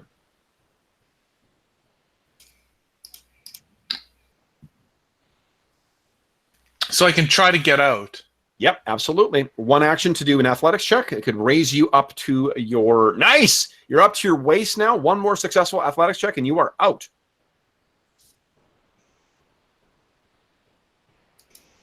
Let's see. And you still have the 1 more action, so you could do another athletics check if you like. Oh, nice. Crit! Awesome. You know what I'm going to say you do is as you're pulling yourself out, crit effect, Sir Yvain, Nice. the Lucky Goblin pulls you out as well. So you're above water now. Awesome. So there's official crits for skill checks as well. Yep. Now? Official crit. There's official ones, and there's also official crit fumbles, but you can also choose to interpret them however you like. Gotcha. That's awesome. Yeah. Oh, it's great, especially for those like what kind of like skill challenges or whatnot, or the extended tasks in Star Trek. It's cool that you can kind of make use of those to narratively move your way through a more narrative scene. Yeah. Yep. That's great. Okay, so you are out, and Sir Yvain. Werbin. Werbin's going to grab on the rope that's around Sir Yvain and try and pull him out. Let's see if he does that. No. Try it again. Come on. Yeah, there we go. So Sir Yvain, you're up to your waist. He has 1 more action. Oh, no. Jesus. I think he pulls, the rope hits the ground and then slides into the water. So no one can take advantage of that rope any longer. Mm-hmm. And Werbin is flat on his ass. Oh. Now, zomboids are gone. You drift back down to your neck again, and then it's Bargle's turn. So is scanning around one of my actions, like literally looking around to see if there's any other potential? Okay, absolutely. So I'll use that. That'll be action number 1. So what you do this? Give me a perception check. Let's see how helpful this can be. Okay, perception is up here. Where is perception? Perception would be top right of your thing, where the initiative was. Or no, not near where the initiative, on the right side. Top right of your character sheet. It's not in your skills. Right. Near the top right. I have where it says initiative. Is that where it's selected? Under senses. See where health is to right? Yeah, totally. There you go. Okay. So yeah, there's looks like there's some frozen reeds and shit like that look sturdy enough. It'll take you an athletics check to yank him out, but you could use them to try and help pull him out. So that'll be my next. I don't know if that's 1 or 2 actions. 1 action to yank it out. Let's give me an athletics check. Let's see if we can uproot these things. Yeah, this is not my specialty. Yeah. You know what? I fall down. No, I'm just going to do some damage on you. Oh, even better. I think you pull along these things, and what you don't realize is that they got very, very sharp edges, which are even worse when they're frozen. You take 3 points of damage as you pull us along. You're like, oh God! This is why I don't try to do anything athletic. 1 more action. What would you like to try? Okay. Did I get a sense how difficult it is to pull these out? It looks like, pretty am I going to even... Yeah, it's just, you know... Yeah, all right. So I'll give it a try. The way you were grabbing it was the worst possible way to grab it, I think. So this time, I'm going to take a piece of my robe and use, kind of wrap my hands around part of my robe and then hold on to it to try not to cut myself again. Okay, try it again here. I'm going to rip my robe apart, of course, but let's see. 9. 9. Shit! Okay, I actually, need hold some on. help over here. One thing I'm forgetting. I take it you are not trained in athletics, right? I am not. I'm untrained. So anything that is untrained on the character sheet, add +2 to the result. Okay, Because so it doesn't do the math properly. 10 is all you needed. So yeah, you're able to good. Thank God. You pull this thing out That of the was ground. embarrassing. Okay. Sir Okay. Yvain, what are you doing? I hold him up and like, I got it. You can Take have my a point hero of point for freezing. that. You can have a hero point for that, Barkle. That's funny. Thanks. Sir Yvain, what are you doing? Let's do. So I took my point of freezing. I'm gonna do athletics to try to get me up to waist. Okay, here we go. Nope. God. I think I just do athletics checks until I succeed, right? Okay, I think so. Let's see here. Come on. Nice. You're almost out. One more. No. Oh, so close. But you're not any further down, though. So that ain't so bad. Badonk's turn. Is Jeff back in the hangout? Yeah, I see you. Jeffrey, can you hear us? Oh, Jeff's frozen in the hangout. He's doing that thing where he's pretending to be a statue again. Yeah. Damn it, Jeff. Stop doing that. Oh, he's moving. Oh, you moving again? Hey. Nice. Let's see here. He's typing something. Trying to help with the rope. Oh, okay, great. Oh, Yeah, there yeah, you go go. ahead. Oh, the rope has unfortunately fallen into the water because of Werbin's failures, but you can grab Sir Yvain. It just... Oh, and also, I guess here behind you, Bargle has now pulled out a piece of... what do you call it? A piece of reed, like sturdy reed, that looks like it could be lowered out there.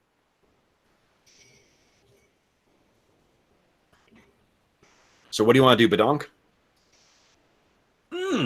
Okay. Sir Yvain, you are pulled out. Oh, Whew. nice. You are no longer in the frozen water. Okay. So what do you guys do as you're sort of like all scrambling up onto the shore? What are you guys going to do? Is everyone okay? Badonk is telling the story of the quicksand. Yes. We haven't talked about this before, but this is the strategy we need to employ when we're dealing with quicksand. All right. So now what did anyone take damage? Oh, you took some damage in there, Sir Yvain, right? Yes. Okay. So we are back into the exploration phase. There's no other. I got a zombie on there that was just there for the purpose of tracking initiative. Yep. We're back into exploration phase. Do you want to do anything like, say, treat wounds? Seems I like that idea. Would be a good idea. Okay. Yeah. Who is trained in medicine? I am. You are. Okay. So would you like to treat yourself? Ooh, Badonk took I'm a little bit of master. damage. Oh, yeah, actually, Bargle took damage as well, too. Who do you Yeah. want to start with? Can I? Oh, Bargle is, too. That's awesome. I'm a master, apparently. So, Bargle, do you want to try on yourself? Sure. Okay, go ahead and give me a medicine check. Here we go. The DC is 15. Oh, God. Well, you're sitting on hero points, so if you want to... This is true. I'm going to spend a hero point. Okay. And go for it again. And so the rule is still that I got to keep the second one no matter what, right? You do, yeah. Hey, well, that's better. It worked out. Okay. So you heal 2d8 hit points. Oh, nice. Okay. Make a roll. Okay. And then either Bargle or Sir Yvain, you guys can treat Badonk and Sir Yvain as well. So I'm a master of medicine, so I'm going to treat myself. Okay, go ahead. DC 15. Damn it. Okay. We have some lesser healing potions, so Yeah. Well, is it only one? Can you only try that once? I'm just checking here right now. Yeah. 'Cause I Um, can be like, move aside. Let me. once it's done, possible. it's immune to treat wounds actions for 1 hour. Okay, cool. That makes Yeah. sense. Yeah, so you can't do Otherwise, that. Okay. everybody just goes around and around, and like eventually everybody gets their hit points back. Yeah. I feel like, if anybody is going to like have learned the kinds of little like skill loopholes and shit like that players can come up with, it would be the publishers of Pathfinder. Right? That's true. Yes. Yeah, maybe they watched the Iron Gods campaign. That was really just emblematic of Pathfinder Yeah. writ large, or Pro Pathfinder first ed. Yeah. Okay, but Cool. you do have, and also you've got. I mean, Sir Yvain actually has lay on hands as well too. Yeah, so I'm going to. So if I do land hands, then I just have to. I'm down at 1 focus point. Badonk has only taken 1 point of damage, but you could heal Badonk as well. I mean, just because he's only taken 1 doesn't mean you can't do treat wounds on him. Bargo, why don't you do the Sure. wounds? I will do that. I'll go up to Okay. the donk, and thanks for finding me out there. I was getting a little nervous. Yeah. Oops, sorry. Not used to treating goblins. There's That an- was the that one was your point he leg. took- Sorry. Yeah, the 1 point he took was from his from the cold. So I think you can't shake that cold is all. Oh, I thought it was from heat. Ah, damn it. Sorry. Okay, so I'm gonna lay on hands on me. Okay. 12 hit points back for that. Wow. Yeah. Plus 12. And then I'm gonna take one of our lesser health potions. That's 1d8. Okay. And then I think you can refocus. Take another 10 minutes and refocus if you choose. We have a child to save. I don't think we can spend that much time. Oh, fair enough. Yeah, another spend 20 minutes just lounging around. And I have 2 focus points, so I only used one of them. Okay, cool. Yeah. All right. Well, then, if there's nothing else you guys wish to do here, back on the way. And now we're back into exploration phase. Let's talk about how you guys are going to approach. So, knowing that you can't hustle now because I'm a dummy and read the rules wrong, does someone want to go scouting? Up ahead to try and what that will net you guys is a +1 bonus to your initiative rolls. Well, so my thought is that what we ought to do is, if we don't need to make survival checks to following the trail, then we probably ought to start moving stealthy like. Okay. That seems like a good idea to me. Yeah. So that would be avoid notice. And then if follow the expert for those of us who aren't good at stealth. I think that I'm pretty good. Yeah, Bargle's trained in stealth, and Badonk, you're trained in stealth as well, right? I'm a master. Yeah, I'm expert.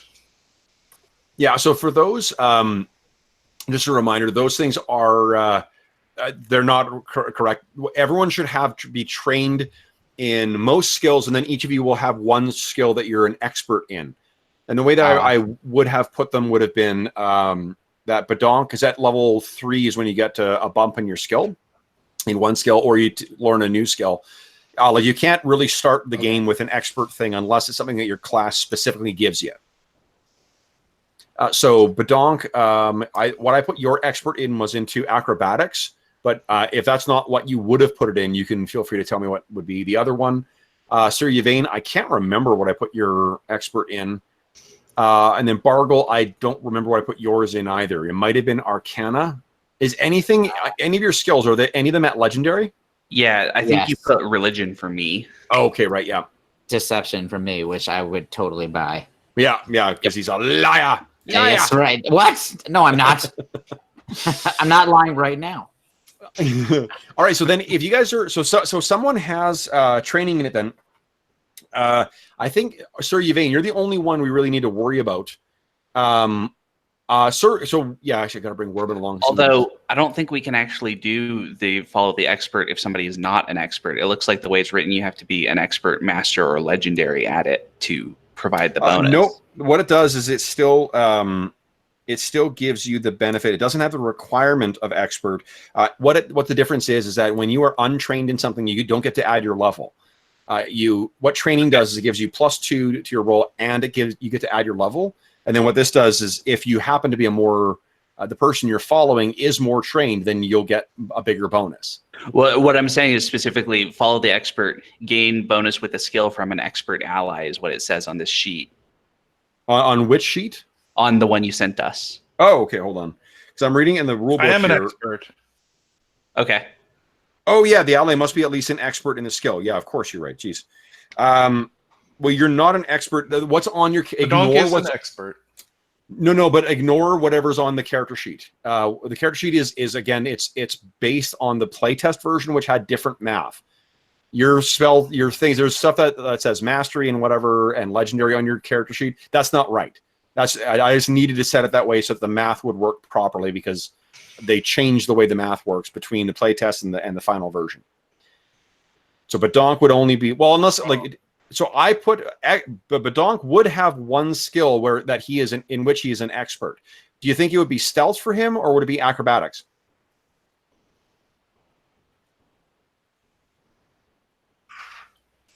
I only have I don't have legendary on anything right now.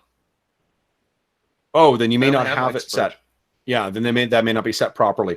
Well, again, I'm not sure if I cut out. Did you hear what I said about how that the character sheet's not right?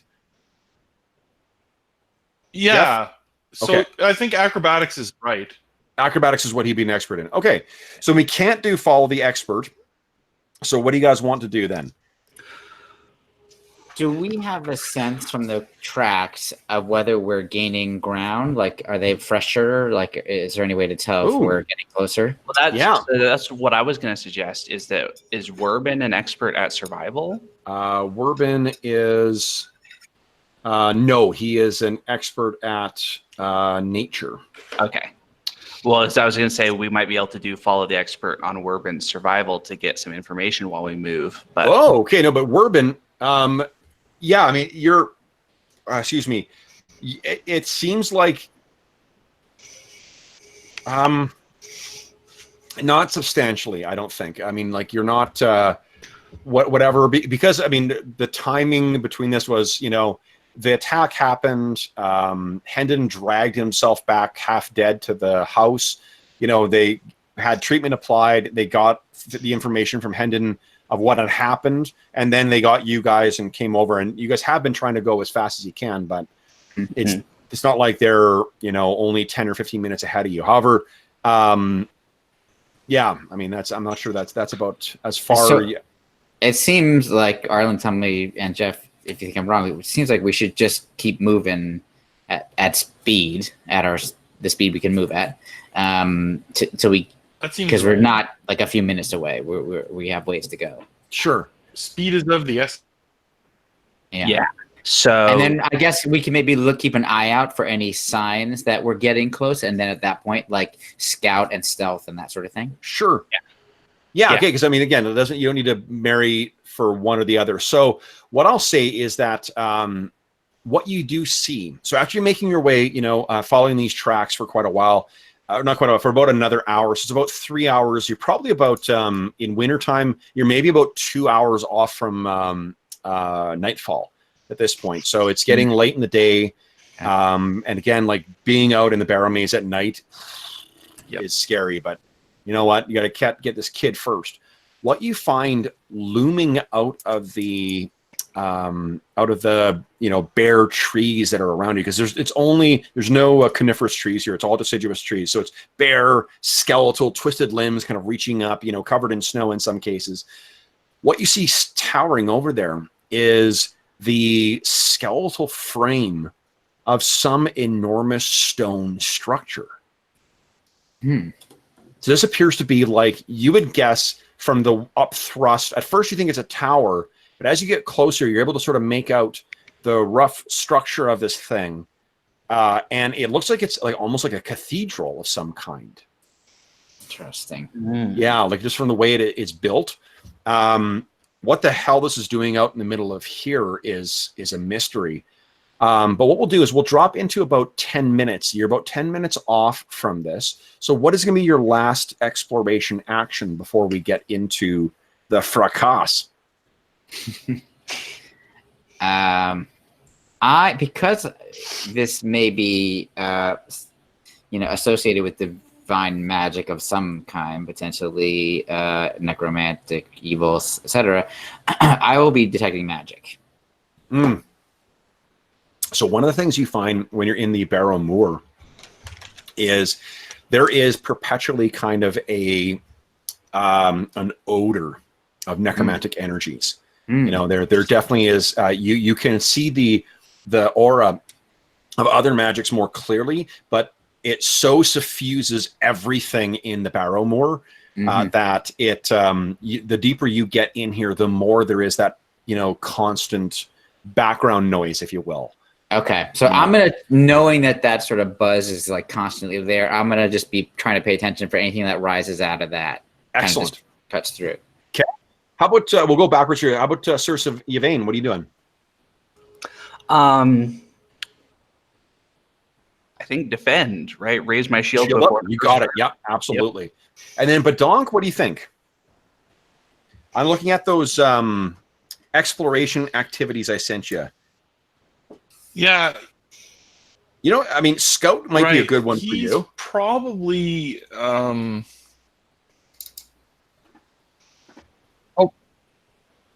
probably being defensive. Well, defensive is that one is if you've got a shield. You don't have a shield.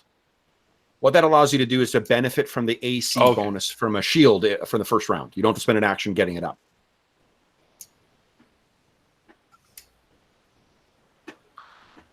So he'll scout. Okay.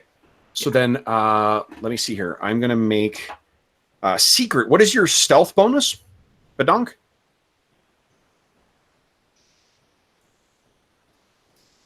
I believe it's +6, +9. +9. I thought it was higher. Yeah. Okay. Wow. Okay. So I'm going to move you guys over. Let me see who I have the right things here. Okay. There's a bunch of people who are not here. So we'll get you up there. Get you, Wes. Bargo, you're here. Yeah. Leon is not here. Okay. So guys, let me move you over here.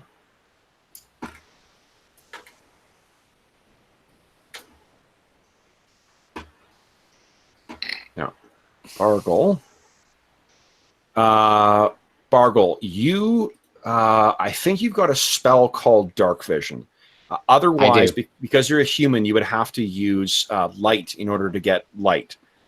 So, but, I mean, you know, a light drifting through the darkness is potentially something that's going to draw attention. Yeah, here it as is well, right too. there. So what do you think you're going to do here? I'm definitely going to cast it because it lasts for an hour. Nice. Okay, so then let me just extend your. I think I put everyone's. So here's the interesting thing. Dark vision does not appear to have a range in this. If you got dark vision, you can just see as far as line of sight. Oh, that's cool. That makes sense. That's clever. So, like, one of the things I'm going to do here is I just set it to 100 feet for everybody, and the reason being is that I just think that that's about the line as far as you could see in the twisted, you know, terrain and whatnot and stuff of the Barrowmaze. But if you were in a dark situation where there was no light, nothing obstructing your line of sight, you would be able to see as far as you could normally see. Cool. That's a cool change. Okay, so guys, Badonk, you rolled well enough. You can go ahead and move yourself a little further south there and do a quick look around and see what you see there. Nothing's going to spot you, and then you can go back and report to the other guys. Oh, Arlen, do you have something? Can I use this opportunity to remind you about hero points and that we're supposed to... Oh, yeah. Everyone gets a hero point, guys. Excellent. Oh, cool. Yeah, thank you. To a max of 3, right? Yeah.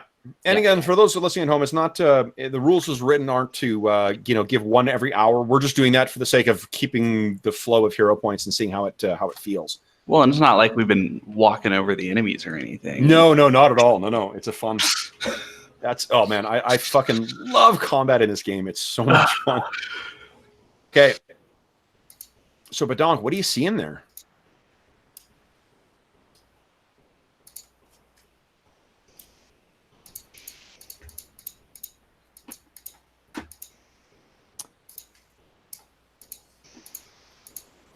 He's not going to tell us. It's a secret. Did you? Am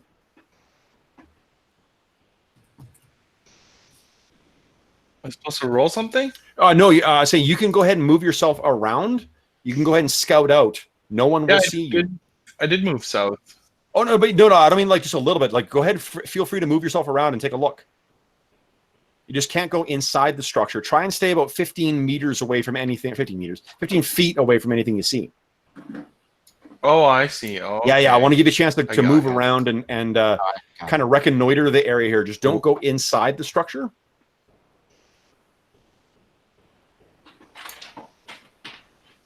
This is you sneaking around because you definitely rolled well enough. What are those guys, Kev? Can I see them? Good question. Yes, you can. And this is what is lurking around in there. Wait, it's undead? That's so weird. And they seem to be shambling around. And one thing that is not depicted in there is, but they're each wearing like a large structure. Yeah.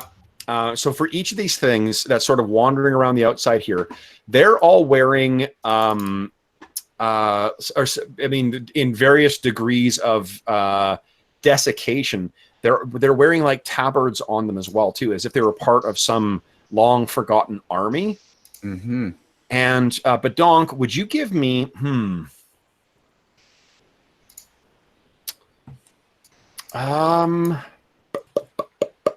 give me a society roll, please, and add. I don't think you're trained in it, so they get to add +2 to this result.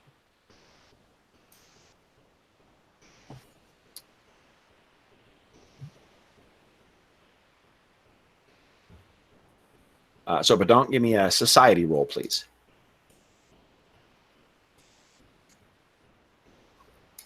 Oh. Yeah, that's not good at all. Did you want? You're sitting on 3 hero points right now, though, so you're sitting at your max. Did you want to spend 1 to re-roll that? Sure. Oh, man. Wow. So yeah, I mean, like you've never seen this before. You have no idea what these things are. So what do you report to your comrades when you get back? There's a large structure, and there are many enemies. And I described sort of the skeletons that I saw. Many? Okay. How many? How many is many? What are you talking about? They're Many patrolling like multiple the- hands. Yeah, like I saw at least 7. Oh man. Sir Yvain, this is your area. What do you think? What do you think we should do? Can we take these things? I think we have to. Do I'm the not sure what tracks? else we have. Do we know if the tracks led there? Did you see the tracks go into that thing? Like, could we avoid this thing? Like, do we have to go there? The tracks seem to lead directly inside the structure. God damn it!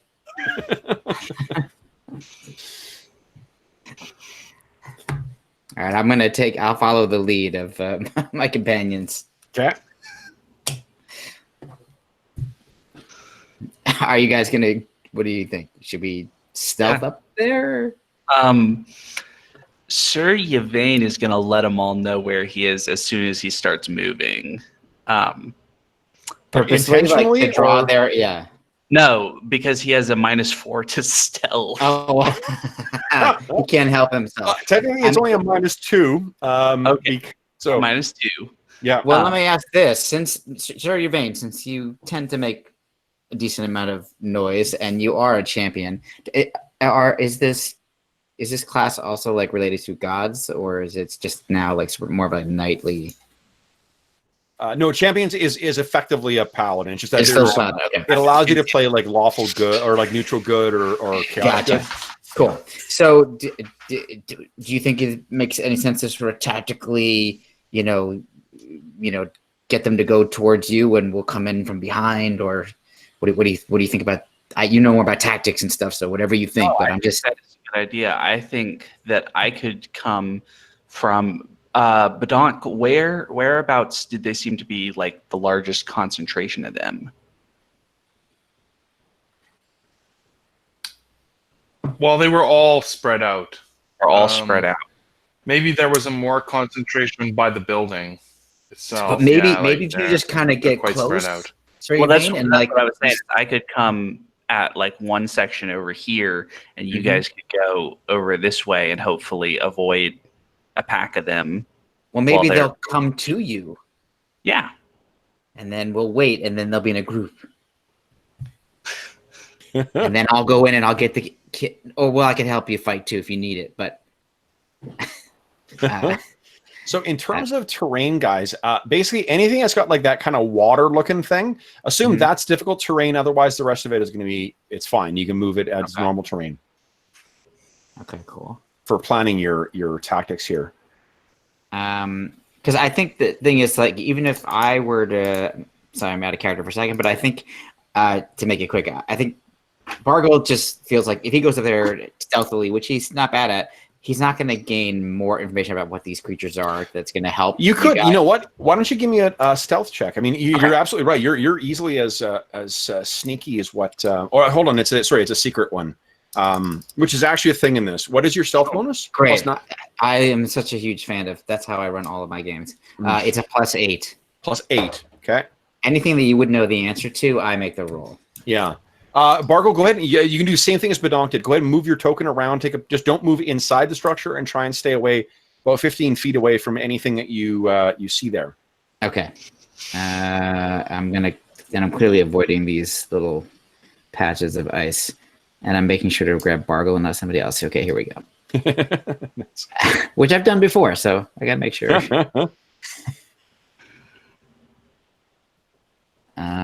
Okay. So where the map sort of repeats, that's fair game. I can go. Absolutely, yeah. I wanted to, rather than just having a black background, I just stretched out.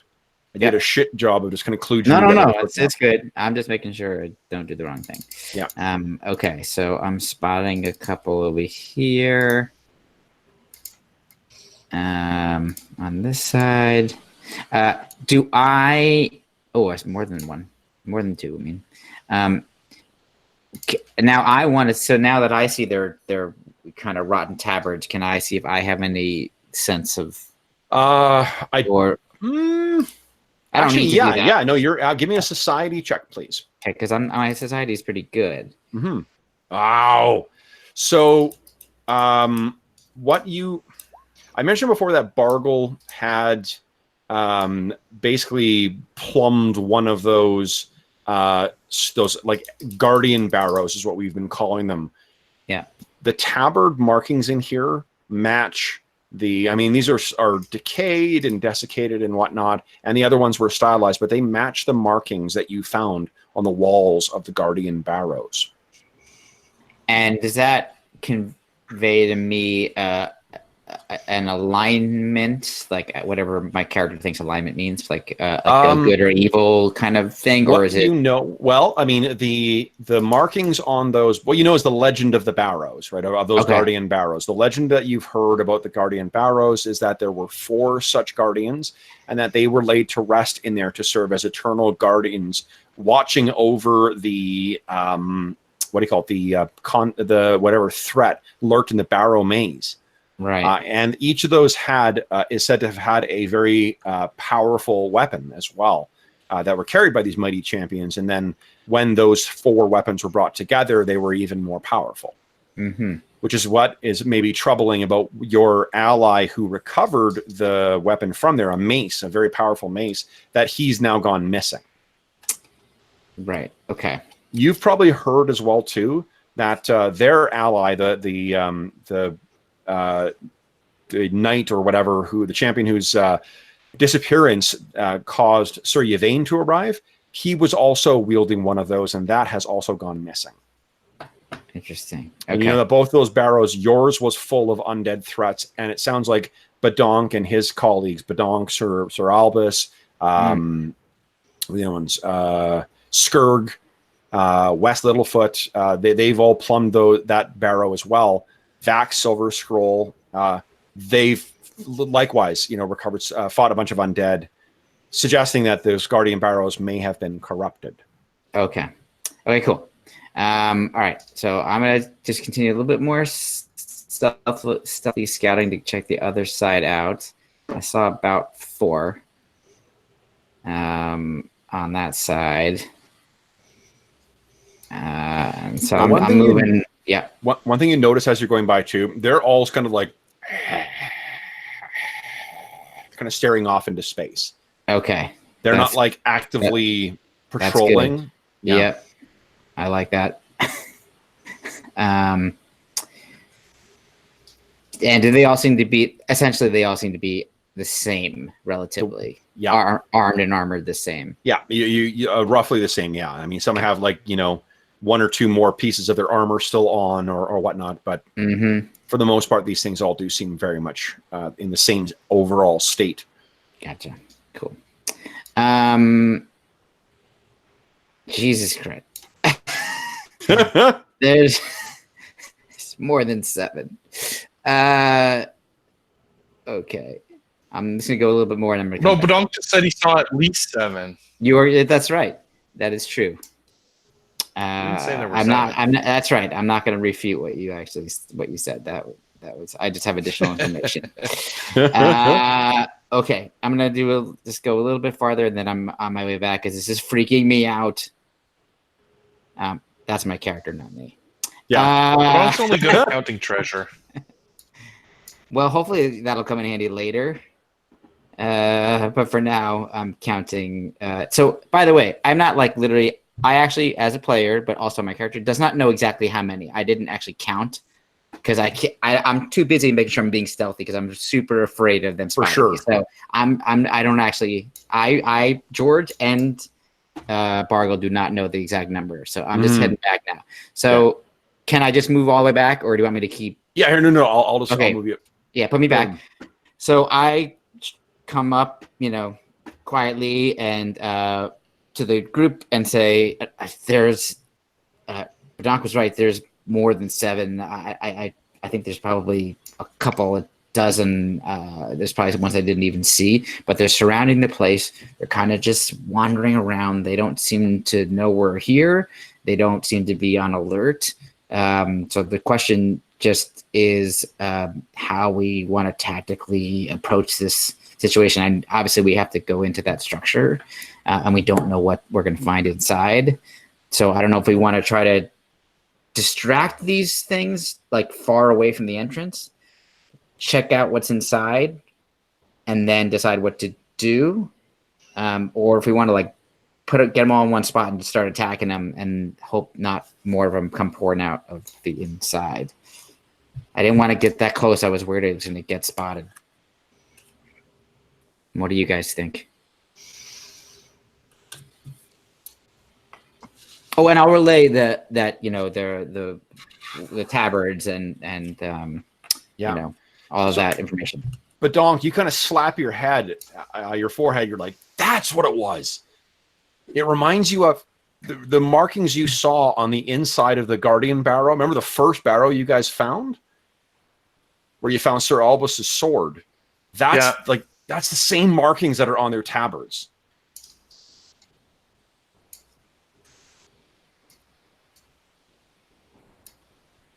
Or we could go home. I'm just concerned that we don't know what's inside that place. That's. I think. Go ahead. I was going to say let's set 5 minutes more for planning, and then. Yeah, I think our plan to have Sir Yvain, and maybe we'll have Sir Yvain and Werbin, since I don't think Werbin is super stealthy. Werbin is a bane of undead as well too. He's. Oh, cool. Yeah. We'll come in from which side looked like it had more of them. It's kind of equal, but I would say probably more to the east if this is normal cardinal points. Okay, so yeah, Sir Yvain and Werbin come in over here, and this is a large structure, by the way. It's yeah, and then in the midst of the chaos, while they're hopefully moving over there, Badonk and Bargle, who are both quite a bit stealthier, will move up and reconnoiter the situation and do their best to find the kid.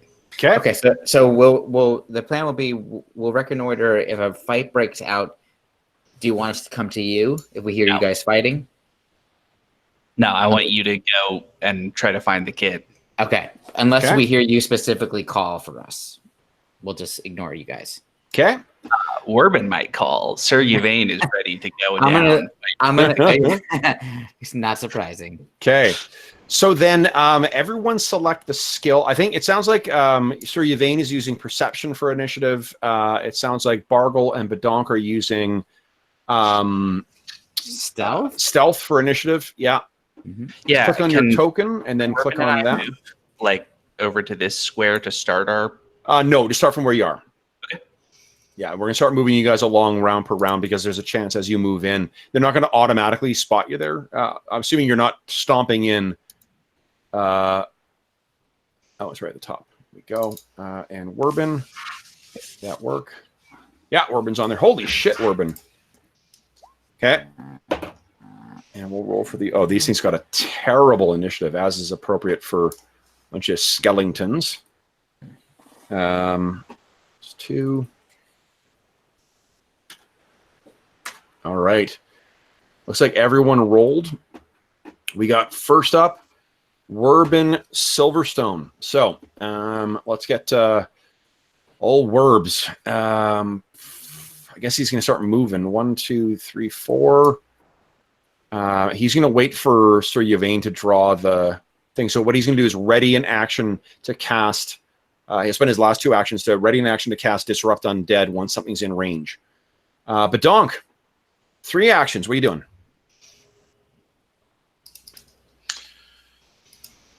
I guess I'm moving in. So, do I spread out my movement over the 3 actions, Kev? Is that how it works? No. It's each. You can take. So the way it works is you take a stride action, and then you get to move up to your speed. Now, if you're stealthing, Actually, though, yeah, I just checked it. It says Okay. It says half speed if you're It's half, trying to right? sneak. yeah, I think so. Let's just double check. Yeah.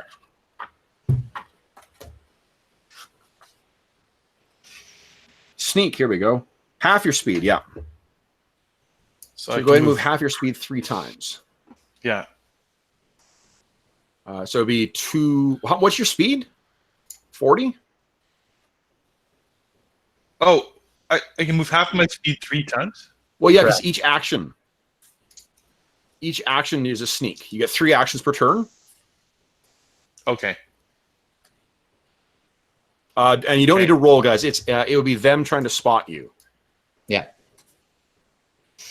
Okay. All right.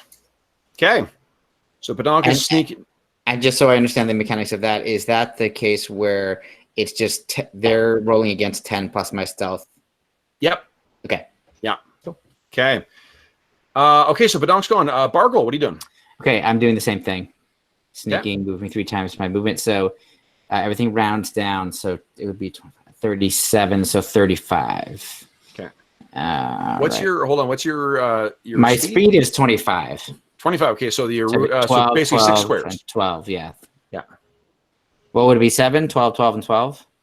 Would be 36. No, because they always feet. round down. Because each individual thing is you kind of lose out on the math on that, but it's round down for each action. Well, I was thinking, so one action was 25, and then half of that would be 12 feet. Oh, I see what you're saying. You're Yeah. rounding down in not as aggregate per action. Yeah. Got it. Understood. Okay. Yeah. So Got it. So make okay, sure and then everything's Sir right. Yvain, what are you doing? So moving, that's 15, 20, 25. Moving again, 15, 20, and raise my shield. Stealthy people, just FYI, like if you're too close to the things, they're going to get a pretty good chance of seeing you. I thought that you guys were going to be going around the side, but if you're going straight up the middle, Sorry. no, it's up to you guys. It's not like this. I mean, you're all sort of clumping together. So I just probably missed that part of the plan. I Sure, probably just sure. missed that part Why don't I do when this, you guys? I'm were going to cutting move out. because I think you guys were So we're saying you were supposed going to to be go going over this here, way. right? Yeah. Because there's a second entrance in over here that you guys both spotted, right? Yeah. There is, and there's not one over here. Right. So I'm just going to move you over here, Badonk. So, okay. Then let me check. Sir Yvain, this is going to be a pretty easy thing to spot you because you're Abysmal. Yeah, they do spot you. So on their turn, they have they spent one action seeking, and they do spot you. So then they are going to spend one action to stride. What's their move? Okay. 1, 2, 3, 4, 5. And then I think he's got to stride again. So he's coming to get you. 1, 2, 3, 4, 5. 1, 2, 3, 4, 5. 1, 2, 3, 4, 5. There we go. Let's move him over here as well, too. They see you. It's as if they smell your divine power there, Sir Yvain. And I just realized I forgot to put holy water on my sword like I was planning to. It's all right. Regular sword will have to do.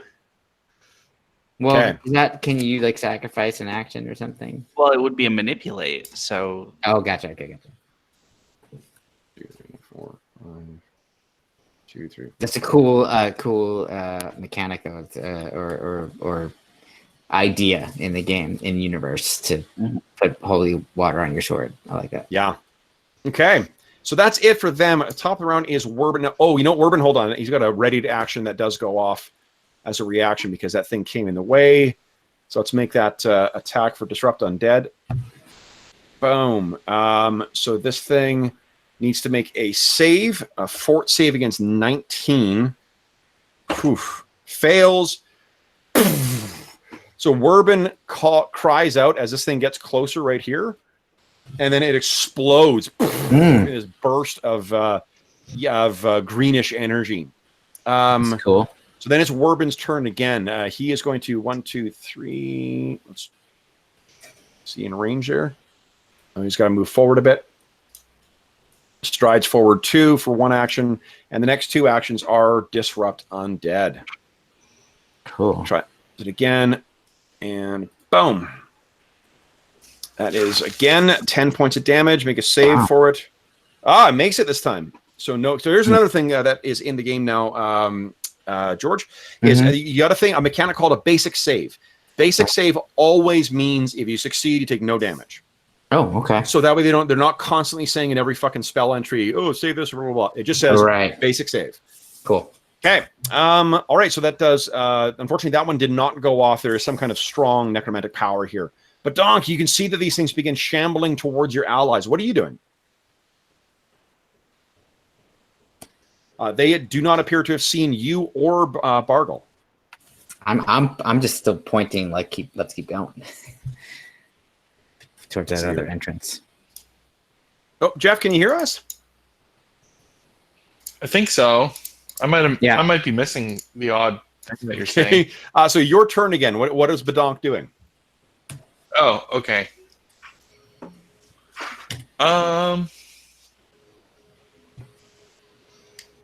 Right. So these things have not seen you. They are shambling towards your allies. Oh, where the heck am I? We're trying to go to the second entrance, which is farther. Yeah, the reason I moved you right there, Jeff, is because there is no entrance over where you were heading, but there are 2 different entrances here and here. I just need to zoom out. I don't see anything that you're doing. Okay. There we go. Okay. Can you see now? You see how there's 2 entrances, 2 gaps in the wall. Like, so this is like an entrance, and this is an entrance? That's right. Absolutely, yeah. Okay. Okay. So what are you doing, Badonk? They cannot see you yet. I'm pointing, if I can do this, to the east. Oh, okay. So the eastern entrance? We'll try and sneak up on this guy here. Yeah, he might even pass us. Okay. To go to those guys. But. Yeah. So you're moving. Badonk's speed is what, 40? So you're moving 4 squares each round, or each turn you take. That's right. Or each action. Sorry, good God, throwing out a bunch of words. So 4, 2. So I think that's only 2 actions you've taken so far. I think you can move one more, or another 4 squares, can't you? Just from where you were. So you should be able to move another 4 squares there, Badonk. Oops.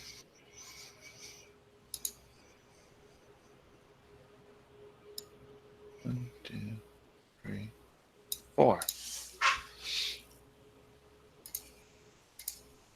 All right. I haven't seen you move. Maybe it's waiting to Yeah. load it. There it goes. There you go. Oh, Nice. yeah, it's lagged. Whoa. Okay. Okay. Awesome. So you're sneaking around. All right. Then next up is Bargle. Okay, so I'm doing the same thing. 3 actions, 6 squares. 1, 2, 3, 4, 5, 6. Puts me here. Nice. Okay. Then it is Sir Yvain. What are you doing? All right. 3 actions. Swing at this one. Whoa! Holy shit. Oh my Crit! god, that's So amazing. 12 points of damage. And here's the thing: is these things they do not take a lot of damage. They've got resistance to what do you call it? To slashing. However, you still do more than enough to fucking shatter that thing. Awesome. All right. Next one. So crits is double damage, like multiplied damage by Crit is 2. flat double damage, and then depending on, there are certain things like if you get specialization later on, it triggers certain crit effects that are keyed to your type of weapon. Like the weapon effects from like Conan. Very, very much like that. Yeah, Okay, cool. yeah, Got it. it's cool. Awesome. So it does a really cool way of simulating how fighting with like a hammer is different from whatever. That's There's also great. a lot more weapon traits in this than there was in previous editions. So like fighting Cool. with a dagger feels really different from like fighting with a great axe. Has this cool thing called sweep. So like if you attack if you use a second attack to attack a different target in the round, you get +1 to hit. Huh, that's cool. So it's kind of carrying through. It's like a nice, it's in between having none of that and having Rollmaster separate charts for it. Exactly. Sir That's Yvain, cool. he's got 2 more, or Yvain, 2 more actions. I'm going to spend my 2 to ready my sword for when this guy comes into contact. Nice. Okay. So your shield is not up. My shield is not up. Yeah. Go ahead, make your attack roll, and no multi-attack penalty here. Ooh. So that does hit him, just barely, but it does not actually. It doesn't seem to do any meaningful damage to him whatsoever. Okay. Okay. So I'll move him. Do my moves, and then I will take all my actions here. 1, 2, 3, 4, 5. Okay. So I got 2 attacks. 1, 2, 3, 4, 5. 1, 2, 3, 4, 5. 1, 2, 3, 4, 5. Okay. Yep. Right there. Quit cheating, Kev. Good God. 1, 2, 3, 4, 5. 1, 2, 3, 4, 5. I think it's scarier when I do it round per round, eh? Oh yeah. 1, 2, 3, 4, 5. Where's it coming? Where's it coming? Oh boy. Now where did I put my buddy? My buddy. Okay. 1, 2, 3, 4, 5. 1, 2, 3, 4, 5. And one of those was spent on Seek. And that one looks different. 3, 4, 5. Only because I wanted to have a little variety in the Okay. tokens. worried Yeah. that was boss. Yeah, no. Otherwise, no difference. There may be other things in here that have that a different look to it, though. Yes. Attack penalties. If you make 2 different types of attack, it still does the -5 for the next attack. Okay. Yeah. So like if you're doing and that's why like disarm or shove or grapple, those all have the attack trait. It's because you get penalties from doing those as well. Yeah. Okay. I was just thinking if I was gonna bash with my shield with 1 and then slash with the sword, but yes, that is. Yeah. Okay. Sounds good.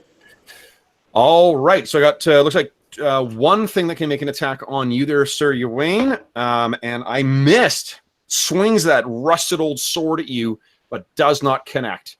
Okay, so that's it for the bad guys. Werbin is going to step back and then disrupt undead on this thing again, and because yeah, I made it save last time. So let's see here, failed its save. This thing explodes. Nice. Okay, and then Badonk, what are you doing? Badonk. Kadonk. Your turn. Oh, Yeah, Badonk's okay. turn. Sorry. That's okay. Okay, so I know your connection's kind of he's iffy moving tonight. down. nice. So you Yeah. can see all those ones in there. They are shambling. Is it lit towards- up in here? It is not. No. And actually, the roof itself is open to the sky. Oh, okay. Yeah. The reason I'm giving shadows in here is only because of lack of line of sight. Oh, you know what? Hold on. No, there it would be completely visible in here. Let me just quickly make one change Like right here. behind this pole. Boom. There we go. Okay, so if everyone could just go to the cog and hit reconnect, it'll just refresh it, and then you should have global illumination now. You should be able to see, unless there's a line of sight blocking, you should be able to see everything now. Yes. Yep. Okay, great. Okay, so Badonk, there's that one. I'm guessing you kind of position yourself next to that pillar. Because those circle things, those are actually pillars that used to hold up a roof. So you kind of scramble over and whoa. Yeah. Awesome. Okay, are you out of movement now, or is that okay? Then I believe it's Bargle is next. That's what I was. So following in Bedonk's footsteps, just much more slowly. Yeah. 1, 2, 3, 4, 5, Move back and scooch here to keep track of everybody. 6. So I will wind up there after 3 actions. Okay, awesome. All right, then next up is Sir Yvain. You've got some skeletons on you.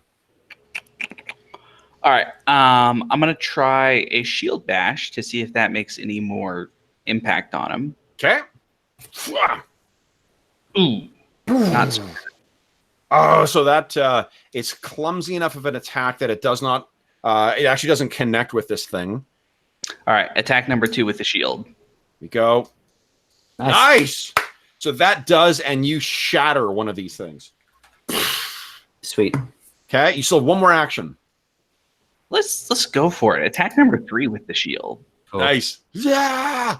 No. Oh, no. And no crit fail. Very close though. Okay, so that is it for Yvain. Next up is the skeletons. All right, so let's do this. I'm going to move all my skeletons first, and then I'll do the actual attacks. And what you can picture right now is like in the building, they're all kind of like running along, and there's other ones that have been kind of staring off into space, like, and they hear their allies clambering along their ancient armor or the scraps that remain rattling along. They kind of and start racing off in that direction. 3, 4, 5, 1, 2, 3, 4. And I'm giving the ones that did not start the turn aware of the fight. I am spending 1 action for them seeking, so they're only able to move on 2 of their actions.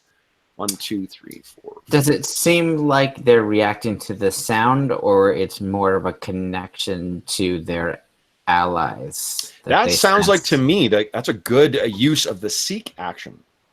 Aha. I do that on my turn? You do on your turn, yeah. Cool. Yeah. But it's an excellent opportunity to make use of that. Let's see, 1, 2, 3, 4, 5. Okay, so we can get 1 attack on Werbs. We can get 1 attack on Sir Yvain. 2, 3, 4, 5. Okay, so there's 2 on Werbs now. 5, but only 1 can attack. Getting a 3rd onto Sir Yvain. 1, 2, 3, 4, 5. 1, 2, 3, 4, 5. 3, 4, 5. Okay. Oops. 5. What do I do here? 1, 2, 3, 4, 5. 1, 2, 3, 4, 5. 1, 2, 5. Okay. And 1, 2, 3, 4, 5. 1, 2, 3, 4, 5. All right, so there's more shambling out here. And you got a bunch that are running kind of like, you can picture you're hiding at the base of that pillar, Badonk, and these things all went scrambling past you. Badonk, would you kindly give me a perception check, please? Jeff, did you hear that? Yep. Oh, yeah. Okay, great. Reacting. Nice. Okay. Badonk, you can hear from somewhere off in this direction. the sound of something heavily booted. Chink, chink, moving along. 2, 3. Okay, so it's 1, 2, 3, 4, 5. 1, 2, 3, 4, 5. All right. It's getting very close to coming out here. All right. So I think that's it for my baddies. I got some attacks here. I have 2 on Sir Yvain. So one of the things is these things seeing your shield, they raise up the shield to protect themselves. And then the one engaged with you has 2 attacks on you. The first one is versus a 17 AC, so I think it misses. Misses. Second one is 18 AC, misses. And then I got one more that can make an attack on you without any modifiers. No, and that misses as well. Yeah, so there's those 2 on you, and I've got 2 on Werbin. Oh, one for sure hits Werbin. Twice. I just rolled 2 19s. So Werbin is now taking, let's see here. He takes 9, 10, 11, 12, 13 points of damage. Oof. Ooh. Sorry, Poor old Steve. Werbin. All right. Sorry, Steve. Hope we're not going to kill your character. That is it for the bad guys, guys. Werbin's turn. He's sick of these things getting on him. Takes another step back and then fires off his thing. Let's see if the save is made. Save is failed. Boom. Another one explodes. Awesome. Badonk. So all these things seem to be racing past you. What are you doing?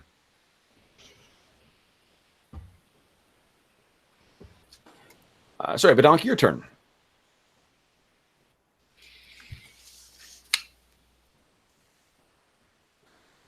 Let's see. Jeff, what would you like to do for your turn? Hello? Hello? Okay, we're looking for a boy, right? Yeah.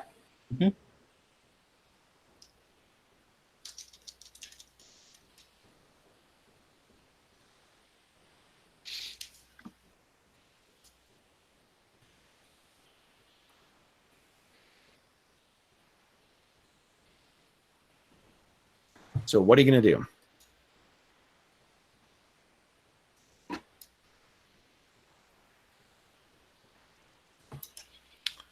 I'm moving this way, hiding behind these pillars as I go.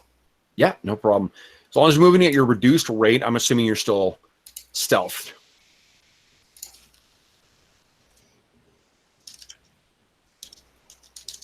Okay.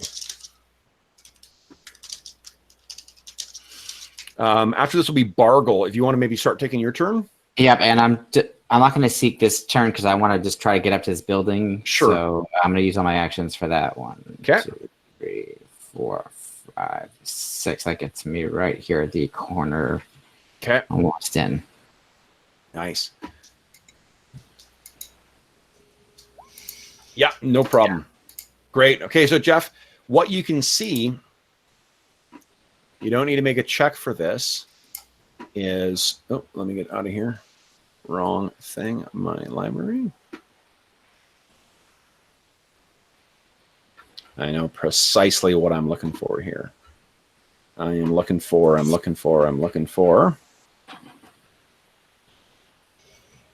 Bunch of Vormis in here, my goodness. Vormis. That's fine. Where is he?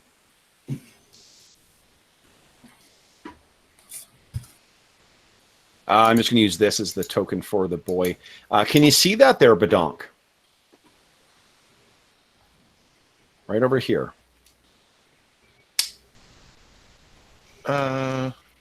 See what? Where I'm pinging. I see the building. Like there's a big cathedral or something. There is, but can you see there is a person in there? Where I'm pinging. I don't see it. Oh, maybe I'm just not far enough? Like this way? Oh, wait, hold on. Let me see what... That thing? Is that what you're talking about? Yeah. That way. Yeah. Yeah, so there's the boy's fallen form is there. He looks chalk white. Okay, so Bargle, you've gone. Is that right? That's right. Okay, so we're up to Sir Yvain. All right, shield bash. Here we go. Nice. Awesome. Nice. Not quite a crit, but amazing. Boom. 1 is down. All right, shield bash 2. Oh, I'm gonna not a fumble, but I'm gonna spend my hero point to reroll that one. okay, Nice. sounds good. Oh, yes. Nice. Boom, another one down. And then I get to make 1 more shield bash. Yeah.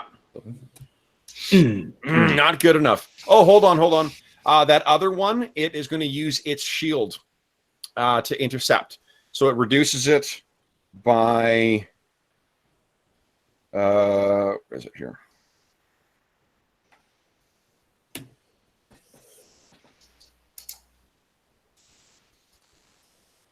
Oh, that one doesn't have a shield. Forgive me. I'm looking at the wrong guy. Okay, so that is another one down, and the last one is unfortunately not good enough. Yep. All right, their turn. You don't have your shield up? No, because I didn't spend an action to do that. It's it's going to get destroyed on like the next decent hit too. So That's why I'm not using it yet. Okay, so we got 1 on you. It is going to first attack is a miss. Second attack is maybe actually a hit. No, it's 18 is a miss. Third attack is a miss. We got 1 on Werbin. First attack is a miss. Second attack is a hit. Werbin takes another 5 points of damage. Sorry, Steve. And then this one is going to 1, 2, 3, 4, 5. Okay, so it can move up and make 1 attack on you. 1, 2, 3, 4, 5. 1, 2, 3, 4, 5. 1, 2, 3, 4, 5. Can't quite get to you. 1, 2, 3, 4, 5. 1, 2, 3, 4, 5. 1, 2, 3, 4. All right, there we go. Cannot attack you, but they can get in there. I'll move these guys up here. Boom. We got a lot making their way here, guys. Ooh. 1, 2, 3, 4, 5. 1, 2, 3, 4, 5. 1, 2, 3, 4, 5. All right. The thing you hear stomping along that was drawing your attention before, Badonk. This is what you see. No. That's not good. That one is this one right here, guys. I wonder if I can make it. Yeah. Okay. Here, I'll put a red dot on it so you can it stands out from the others. All right, and that is it for the bad guys. Werbin is going to once again do his thing. Let's see if we can get rid of this thing. Fails its save. Nice. Another one gone. Badonk. So Badonk Bent Bucket. You can see that there is Tamsin's fallen form.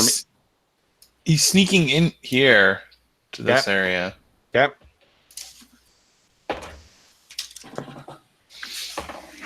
Oh.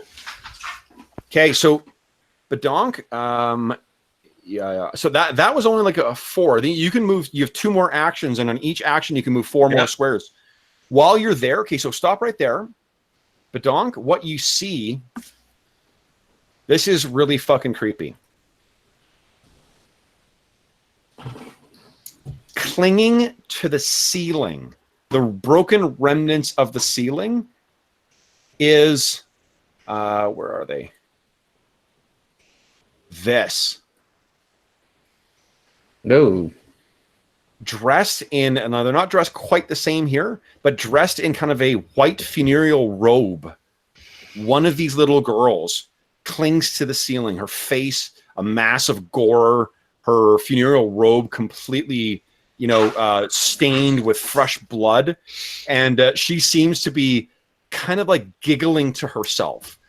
And it looks like she might be giggling and talking to someone else. or kind of like making eye contact with someone else, but you can't see who she's looking at. What you could do is spend a seek action to make another perception check if you want.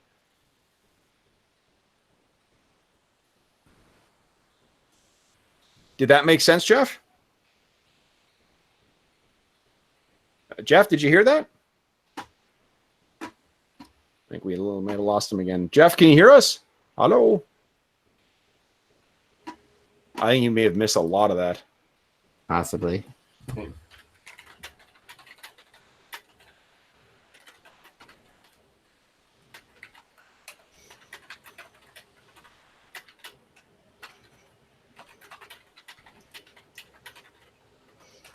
I'll type it into chat there and see if that helps.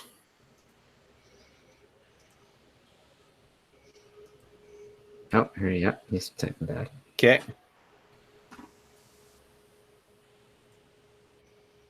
Yeah, I bet you if the connection's bad, I bet you the ping is even showing up late for him. Yeah. Yeah. Okay. Cool. Let's see here. Roll perception. And then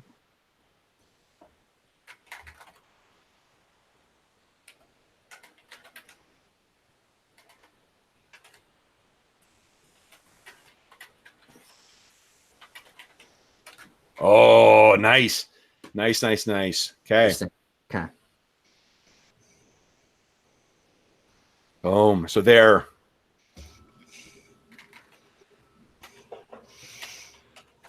So I'm typing as two of them lurking on the ceiling.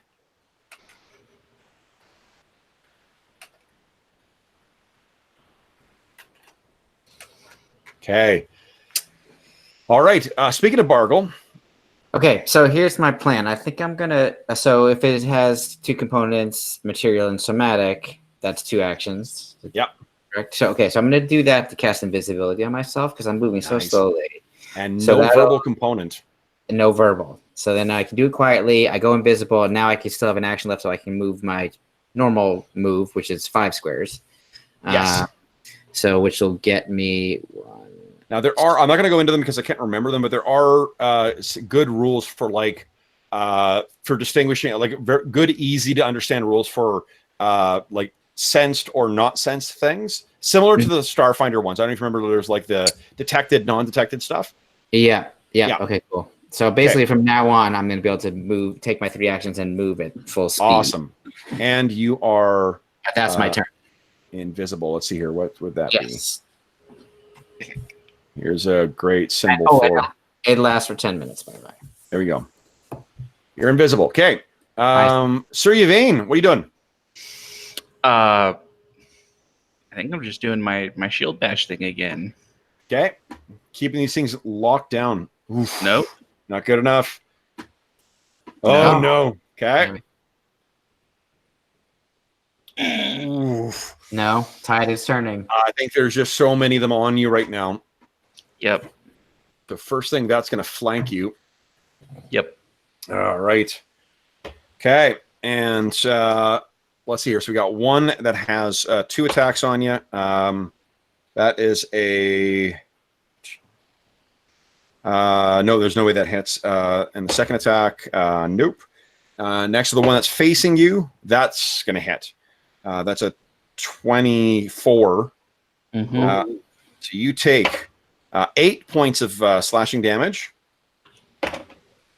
Fucking nat 20. Oh, shit. Actually, I don't roll twice. Sorry, just roll 1. You take 12 points of damage from that second one. Third one misses, and then we got another one. Misses you, and then misses. Okay. Oh, that's good. Yeah.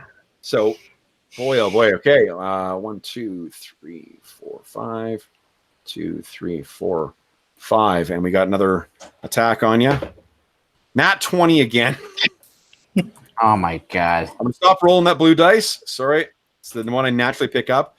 Another 16 points of damage from that one. Okay. And the rest can just move, start lurching towards you. Okay.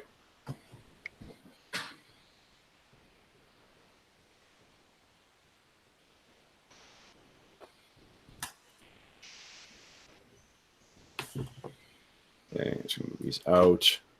Oh, and then there's that champion who's moving his way towards you. 1, 2, 3. Man, I was going to do something cool and lay hands on the champion, and now I have to use it on myself to heal up because otherwise I'm going to die. You don't, because Warbin can spend 2 actions, and he still has the spell. He's been specifically not making use of his big spells. He's using a 2nd level spell for heal. You heal 24 points of damage. Oh, that's awesome. Yeah. All right. And then Warbin will spend his last action to, I think, stay where he'll move 1 step closer, I think. So you can start spamming some stuff. So yeah, you get awesome. Oh wow, big heals. All right. I think that's all the bad guys. We're on to Badonk. So he lost his connection. Oh, he lost the thing. Shoot. Yeah. I'm assuming that he's going, unless, well, actually, I don't know what he's doing because of those girls on the ceiling. He's not even in the hangout. Yeah. My plan, I can tell you, is just to head toward the kid when it gets to my turn. Okay. So I'm just going to literally move. While Jeff's typing, let's take your turn, maybe. Okay. So I'm just going to literally move 15 squares. Yep. So here we go.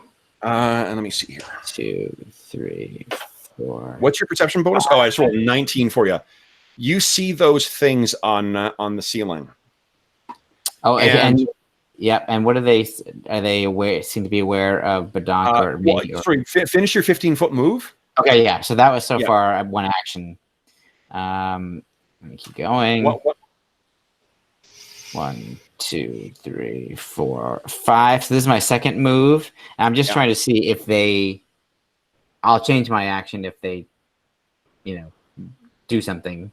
They don't see Badonk still. He's still sneaking. Looks Okay, cool. like. Yeah. So Okay, you I'll can do see my last move. Here's the thing. When you and your allies braved that one crypt, you fought these little things before, and you destroyed them. They were laid to rest, purportedly with their father. Huh. Like literally the same little girls. Same little girls, same dresses, same look. Now They we're in are the Shining. vicious vampiric creatures. They nearly killed one of your allies. This is not good, but I'm glad I'm invisible. Yeah. Okay, so I have 1 move left. I will continue to take it. 1, 2, 3. Hold on, I gotta zoom in, make sure I'm in the squares. 4, 5. Okay, so I end up here after 3. Okay, so, and you can see those things on the ceiling. And you can see Tamsin on the ground as well too. It's as if they've set him as bait. Oh, interesting. Yeah. Okay. Because they're sort of giggling to each other, not speaking, but it's kind of like, and looking at each other. Okay. Okay. And then let's see what Jeff does here. And then it is up to Sir Yvain. And you got Healbot Warbin. Warbin still has like 3 other 1st level healing spells. 2 more because he used Enlarge. So let's see here. Let's go to Sir Yvain. Do you want me to go, or do you want me to wait? Yeah, let's go. Go ahead. All right. Doing my shield bash thing. Here we go. Nice. 1 hits. Awesome. I'm going to take out one of the ones that's flanking you.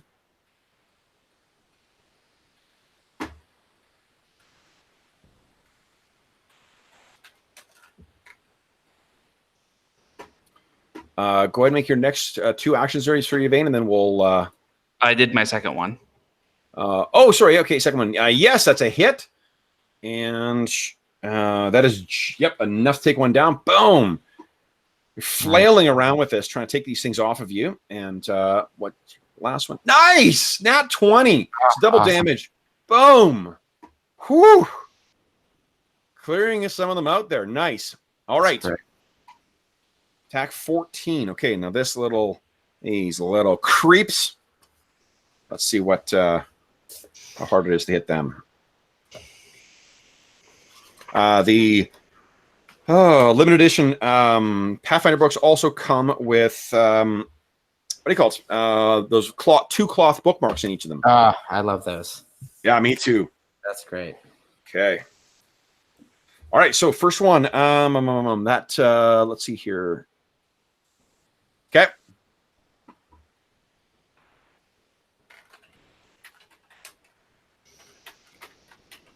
Okay, so it sounds good. Would be a miss. First attack would be a miss. Let's see what his second attack is here. Phew.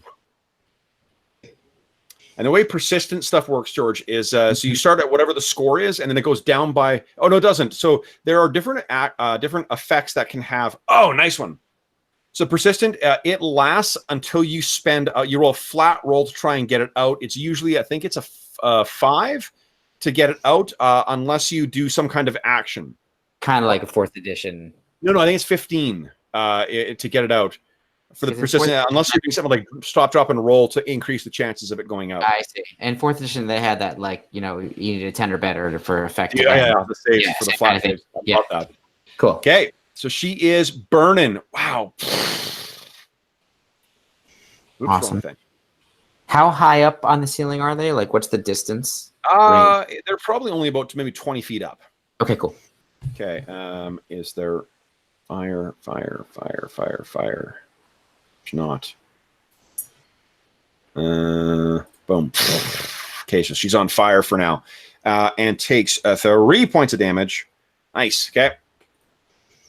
Okay. So Sir Yvain is gone.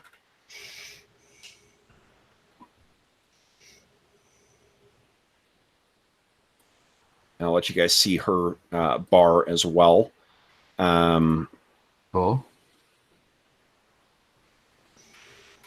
So you guys can track here. Sorry, I should next time I'll make sure I set this shit up beforehand. Okay, so that was Sir Yvain's gone. I guess it's the undead critters. All right, so we got 2 on you there, Sir Yvain. One is going to spend an action to step to get flanking, and then it'll make its attack. That misses. Second one hits. Sir Yvain, you take 3 points of damage. And then for its actions. One behind you misses on the first attack, misses on the second attack, misses on the third attack. Oh, great. Okay, then we've got some other guys coming in. 1, 2, 3, 4, 5. So I'll be able to make 2 attacks on you with this one. Miss with the first attack, miss with the second attack. Next one, 1, 2, 3, 4, 5. It's only going to get 1 attack off on you. Sir Yvain misses you. Plate armor paying dividends right now. Yeah. Yeah. 5K. I can get up to Werbin and make 1 attack on Werbin with each of those. Nat 20 on Werbin. Oh, man. 10 points. No, 17 is 14 points. Oh, my God. Werbin's almost down. Wow. So it's either a nat 20 or if it's 10 or better, that's a crit. Yes. Okay. Yeah, you beat it by 10. That's why like big things will hit really fucking hard, like tough stuff. That's cool. Mm-hmm. And likewise too, if you're fighting minions or stuff like that, it's much easier to get a crit hit on them. Oh, that's true. So you go through them more quickly. It's a really smart mechanic because like it means I don't have to make any modifications to the monsters. You guys will just generally do a shit ton more damage to things that are lower level than you. Yeah, well, it's not just like a 5% per. I don't know if you changed after what we talked about at the end of the last stream, but this is definitely exactly what we talked about. With the fight would feel different having 3 actions. I know, yeah, right. I may have been thinking about this fight when I said that. Like, don't you feel like way more of a badass right now? Oh, absolutely. I mean, I'm basically punching skeletons to death 2 or 3 every turn. Yeah, this is awesome. 5. It makes it more. I hate to use the word cinematic, but. You can have so many more adversaries and not feel like, oh, we're fucked. Exactly. You can make it a fun, like it captures all the fun stuff of having minions that I loved about 4th Ed without introducing a weird, weird, gamey thing that didn't make sense. Why the fuck did that troll have 1 hit? I don't, you know? Yeah, totally. Yeah, no, I absolutely love it. Okay, so I think that is it for my bad guys. That big un who comes running up towards you. You can feel Sir Yvain, just because you are a seasoned warrior, this thing is emboldening its allies. They seem to be even more fierce, trying to get through to your defenses. Actually, I'll leave that open because he's badass. All right, so then it is Werbin's turn. Werbin is going to, oh my god, he's going to step back and again, disrupt undead. Fails its save. Boom, another one of these things explodes. Nice. Then it is Badonkadonk. So what is Badonk's turn? Oh, shit. Hold up. I got to go back and do one thing because this thing is now on fire and now knows that Badonk is there. So she is definitely going to leap down, drops to the ground, and then goes running over towards him. 1, 2, 3, 4. And is going to try and claw him. I think that is a hit. Yeah, 21, I think, hits his AC. Let's see what Badonk's AC is. So I want to. I think is Jeff back in the chat again? His hangout crash. Not sure. His icon, whatever you call it, icon is here, but I don't know if he's. Yeah, let's see here. Actually, you know what? Would one of you guys mind typing out what's going on just so I can kind of focus on the dice rolls? So actually, that misses him because he's got a 22 AC. George, you want me to do it, or do you want to? I guess I'll let you do it because I'm about to go. 22. Okay. And then I'll take over after that. So Badonk takes.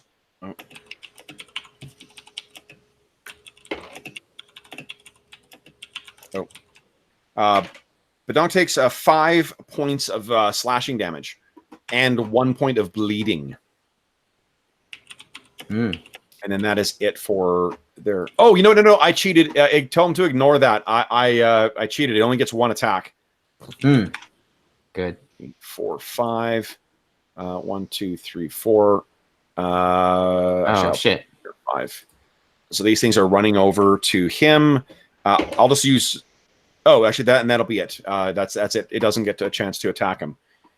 Okay, so then it is Badonk's turn. Or Bargle. Oh well, I mean it's Badonk, yeah, and then Bargle. Okay, and then it's Bargle. Bargle, what are you thinking here? Well, I'm gonna do what I had already planned to do, and I'll come and help Badonk when I can. But my movement gets me, my 3 actions gets me right here. Okay. Next to the kid, and I don't want to use a skill or anything. I just want to look at him like, is he look alive or dead? You can't tell. You say you're trained in medicine, right? I believe so. Have you got anything other than untrained? It's his master, yeah. Okay, so yeah, so you look down at him and you can tell it is not clear that he's breathing or not. Okay, got it. Yeah. So I'm gonna still invisible. Oh, hold on, Master. You know what? You can see shallow breaths. Okay. And what these girls are screaming. Well, actually, no, they're just screaming unintelligible things right now. Badonk. So. Okay, attack back, he says. Did we all have one of those healing potion things? I wrote down that we had 2. I don't know if that's everyone has 2 or we had 2 total. Gotcha, I think everyone had 2. Okay, because I want to give one to this kid on my next turn. Okay. Cool. So one of those, no, both of those hit. Nice. Awesome. -7. Okay. Bam, bam.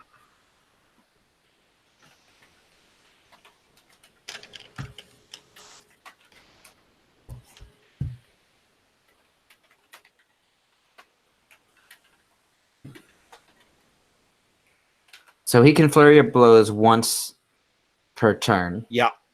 So and then effectively he has 2 attacks and then 2 other actions. Yeah. It allows monks to kind of be really mobile fighters because you still have 2 actions left over to either move or make another attack and then move.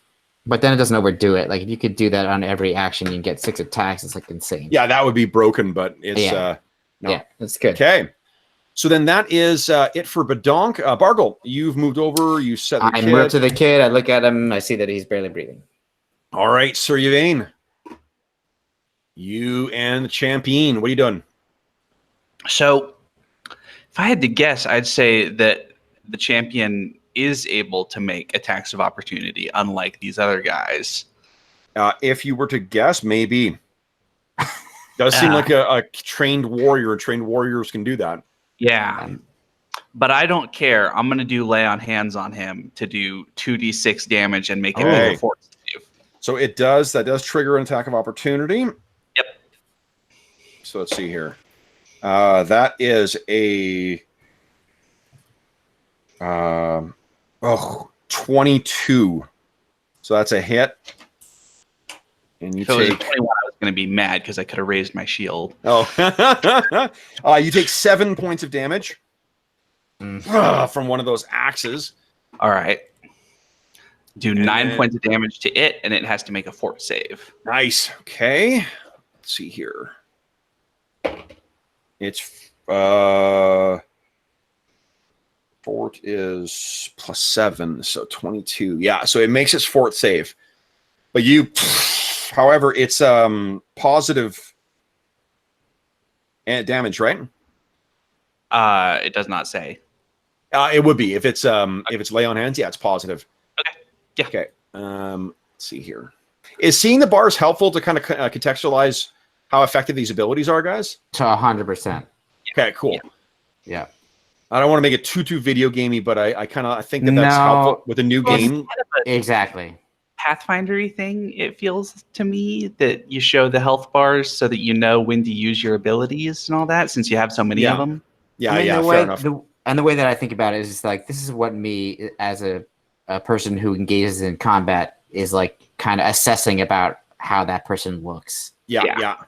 Okay, so then this thing, it made a save, but let's see here. Is there any? Is it a basic save against lay on hands?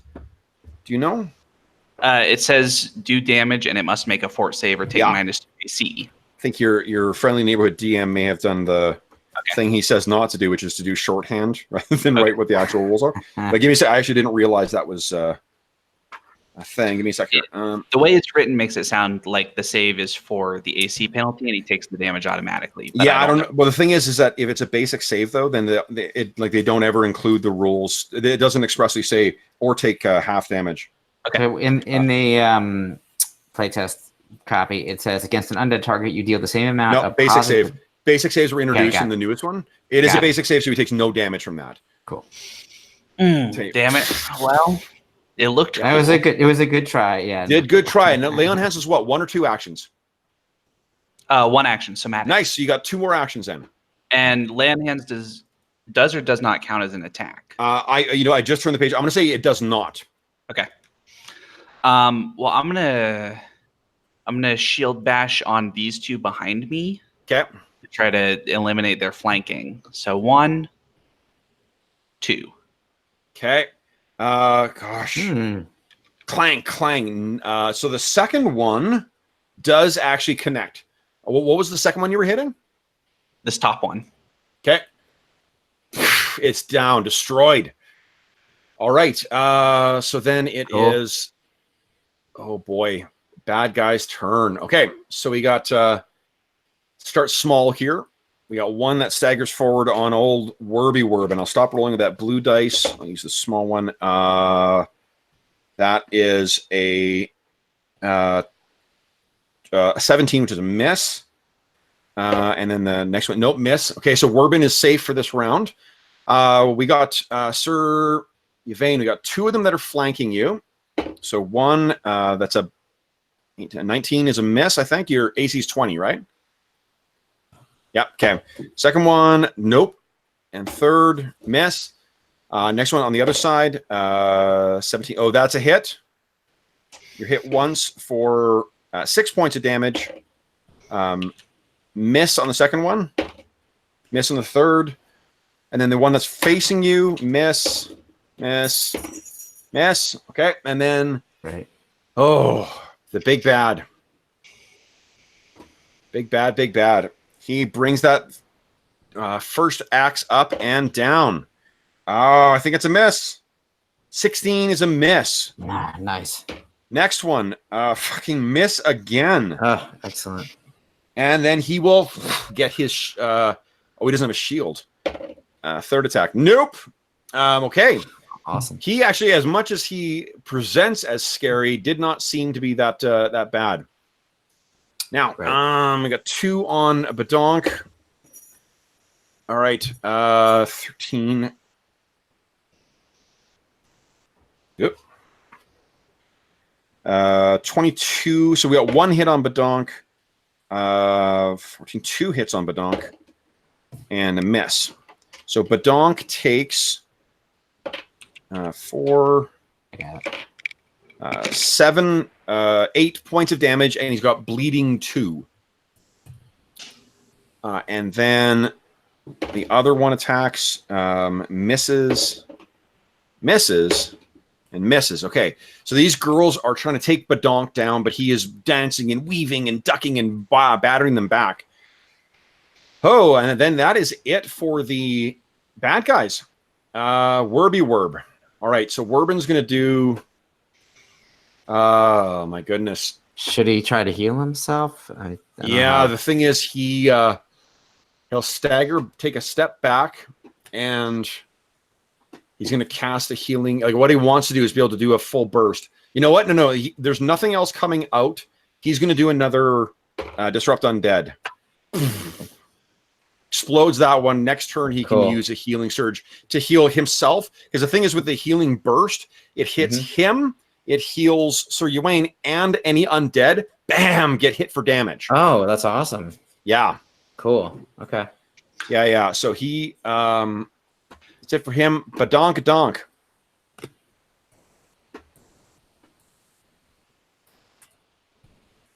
So Badonk takes 2 points of damage from bleed.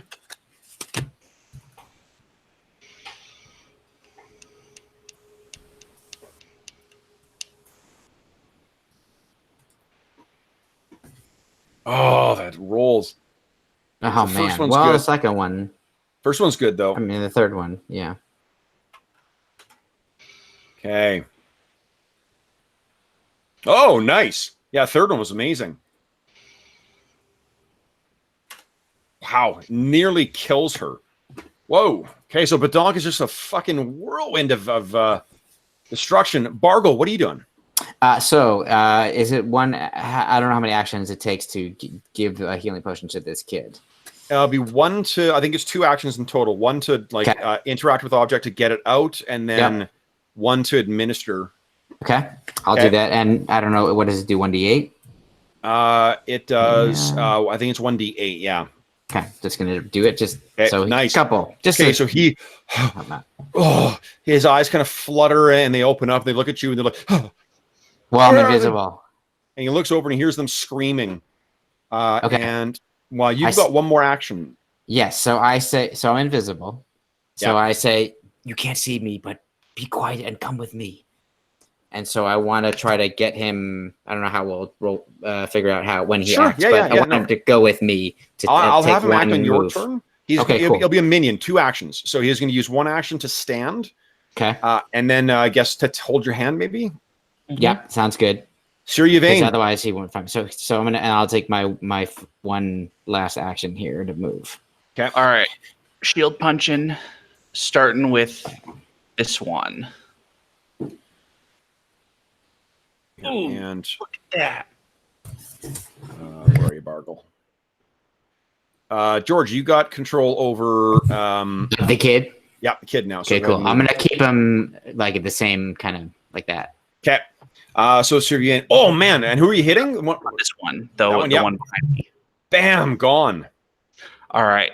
Next, on to one of the 2 small ones. Again with attack number 2. Oh, nice. Bam. I'm so good at killing skeletons, and then I'm gonna raise my shield. Good call. Good call. Okay. Then it is the bad end. So let's start with the skeletal champion first here. If he breaks my shield, I'm not gonna have anything to damage him with. 23. That's a hit. Are you raising shield? I have my shield raised, but can I choose not to intercept? You can't hear what the damage is. You got to pick whether you're going to block or not. Then I roll damage. So specifically, I don't care about the damage. What I'm thinking is, if he breaks my shield, I don't have anything to damage them with. So I don't want the shield to take any damage. So you're not going to interrupt? I'm not going to interrupt. Okay. You take 10 No, 12 points of damage. Okay. And then his second attack is a miss. Third attack is... Ooh, that might... Let's see here. Minus 10. No, misses. Whew. And the little guy misses. +1. Oh, man. Thank God you took out that flanker. That would have hit. Yep. And misses with the third one. Okay, so these ones do not seem to be doing much on you. Then we've got the girls on... what do you call it? On Badonk. Badonk. So we got, let's see here, one on Badonk, misses, one on Badonk, misses. Badonk is really the tank here. Holy shit, with his AC being so high. It's true. Miss. Yeah, miss. Fucking hell. Tell Jeff, like, they're trying to take him down, and they just keep missing him because of his fucking 22 AC. Werby Werb. All right. Now, Werb sees how down you are, and knowing, oh man, knowing that how badly hurt he is and how much he would love to be able to get that burst. I don't know whether you are actually, let's see here. Oh, you're all in range. Nice. Okay.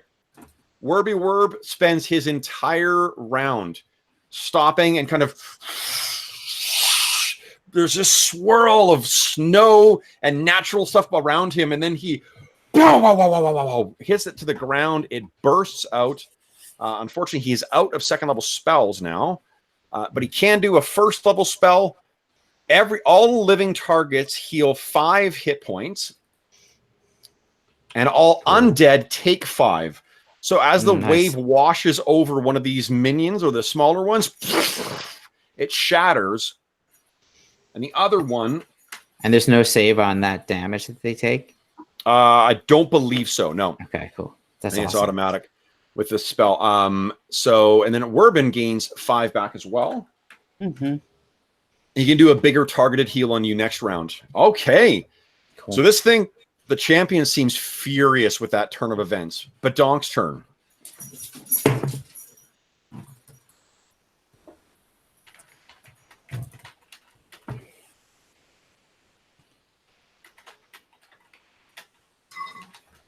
Okay, let's see what happens here. Whoa! Nice. Okay, boom. 2 out of 3. It's not bad. Mm-hmm. Nice. Okay. Totally. Boom, boom. So the third one misses, but the second one, holy smokes, bam, bam, bam. But Donk does not fuck around here. Yeah. Bargle, what are you doing? I'm gonna move for all 3 actions. So I'll move myself, and then I'll move the kid. Okay. Okay, you're moving for all 3 actions. 4, Let's head back 5, to yep. Sir Yvain. Yvain, what are you doing? So I'd like to start by saying I'm feeling a little starved for hero points. So could I I'll give you one more. Yep. We're Yeah. just a little bit over. We're almost done here as well, too. All right. I'm gonna do my best to shield bash the champion, and I get opportunity attacks, right? You get opportunity attacks. What do you mean? Like because my character class, if he moves to here, say to go for Werbin, I get an opportunity attack on him, or no? Why would you get an attack of opportunity? Do you mean he gets one on you? No. I mean, if he's still alive after I bash him with my shield, yeah. If he tries to disengage with me, you do not get attacks of opportunity. Only fighters do. Only fighters do. Okay. Only fighters do. Yeah. So I'm going to spend 1 action to do a 5-foot step to here. Okay. Put myself better in the way. Okay. And I'm going to shield bash. Go ahead. That is not good enough. Okay, then I'm going to use my hero point to shield, reroll that. Okay. Awesome. And damn it. Nat 1! Oh, Jesus Christ. I'm going to apply damage to your shield as if it was hit. Oh, no. 12 points of damage to that Oh, shield. I believe she is broken. Oh, look at that pup. I know. She gets a midnight snack, and so she's decided it's midnight, which is not where I am. So. Okay, so then I can put my second hand on the Bastard Sword as a free action, right? Yeah, I'm fine with that. Okay, Well, then I'm going to do my attack number 2 as two-handed bastard sword. Okay, here it comes. Can't raise the shield. Nope. Oh, that's it for your actions, I think, right? Yep, that's it for me. Baden. Okay, so now it needs a what? 20 to hit you? 20 to hit. Okay. First one hits. You take. Let's see here. 7 points of damage. I'm still alive. Nice. Second attack. Second attack's a nat 20. And I spent my hero point. I know. And I just rolled max damage too. So it doesn't really matter. You are now at 0 because I just rolled. You don't take, there's no negative hit points in this game. You are down. You gain a wounded condition and you gain the, what is it? You gain the wounded condition and you gain dying 1. No, because he nat credit on you. You gain dying 2. When you hit dying 4, you die. Do you have any hero points left? No.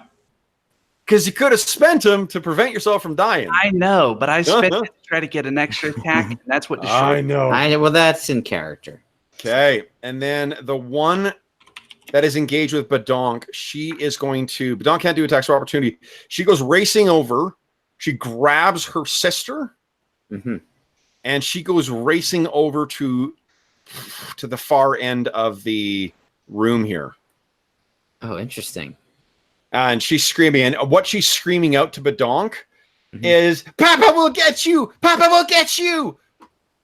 Nasty goblin! Interesting. Okay. And then it is Werbin's turn. So what Werbin is going to do is he's going to spend 2 actions and get... Oh, that was Badonk. You're ready there? Sir Yvain. Boom! 14 points of healing. Nice. You're back up to 14. That's awesome. What does that do to my wounded and dying? You do not have dying any longer, but you keep your wounded condition. Interesting. So what that does is actually, I think I fucked up. It's only when you're brought up from dying. If you are dying and you're brought back up, you gain the wounded condition. You can treat wounds to get rid of that. But what it means is when you drop to dying the next time, you count as 1 more. Your wounded 1 stacks with that. That's cool. Yeah, like it's a neat way to kind of like represent some attrition. Yeah. So exactly. you're prone and you dropped your sword, but you are back up again. And then Werbin is going to oh man, what is he going to do? I guess she's going to move back a bit and try and get some distance between him and that thing. Or he could take a healing potion. We'd have to take an action to get it out, and then an action because he doesn't have one in his hand. Oh, okay. One action to get it out, and then okay. I think he wants to keep some distance between this thing and see if he can just let you get up and take it out. That he would just down it, but no. Yeah. But Donk's turn.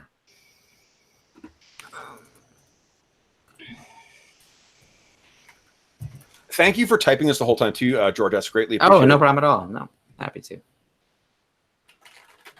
Girls are.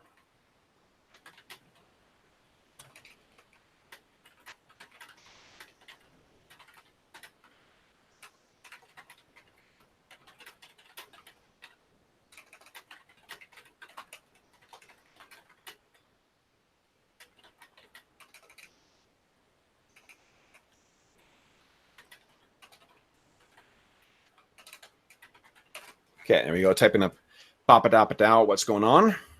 I'm just going to move. Do you want me to just... Sure, yeah. You go ahead on your turn. Okay. We'll see if Badonk goes after the girls or if he flees. 2, 4, 5. Okay. While you're doing that, I'm going to quickly check. Because I think you were unconscious when you were dying. You're dying, you're unconscious.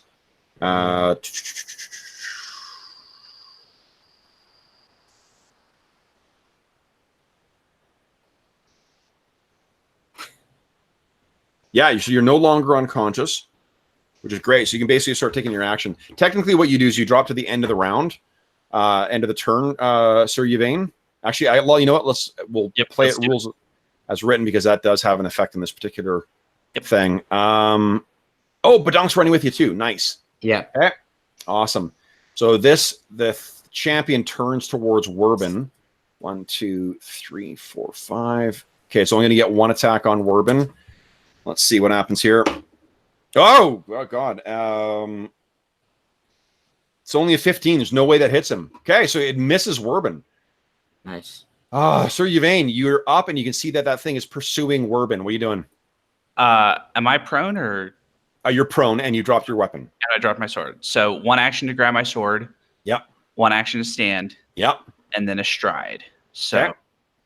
5, Nice. 15, 20, 25. Werb's turn is going to step back and then try and disrupt undead again. This thing is 4.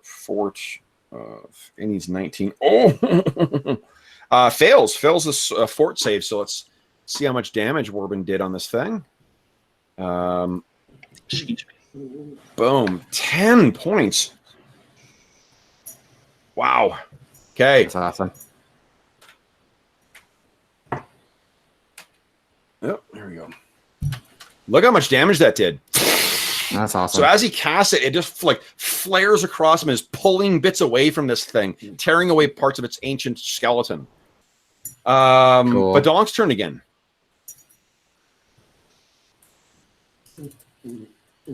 And then Bargle. Yep, I'm just going to be moving, which I'm guessing he's going to do as well. Oh. I know. Someone's either very happy or very hungry. Hungry. Oh.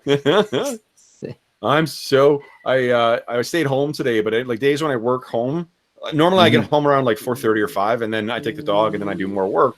But when I work from home, it's like 1 o'clock in the afternoon. And he's like, "What's good? Why haven't we gone yet?" Right. Yeah, Exactly. Sure. Okay, so Bargo's gone. And I'm up there. Yeah.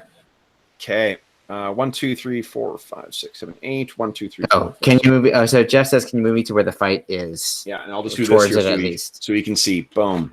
Yeah. Oh, there you go. Perfect. There he goes. Okay, and then it is Champion's turn. All right, Champion does not care for Werbin. Yep. Steps forward, it tries to hit him.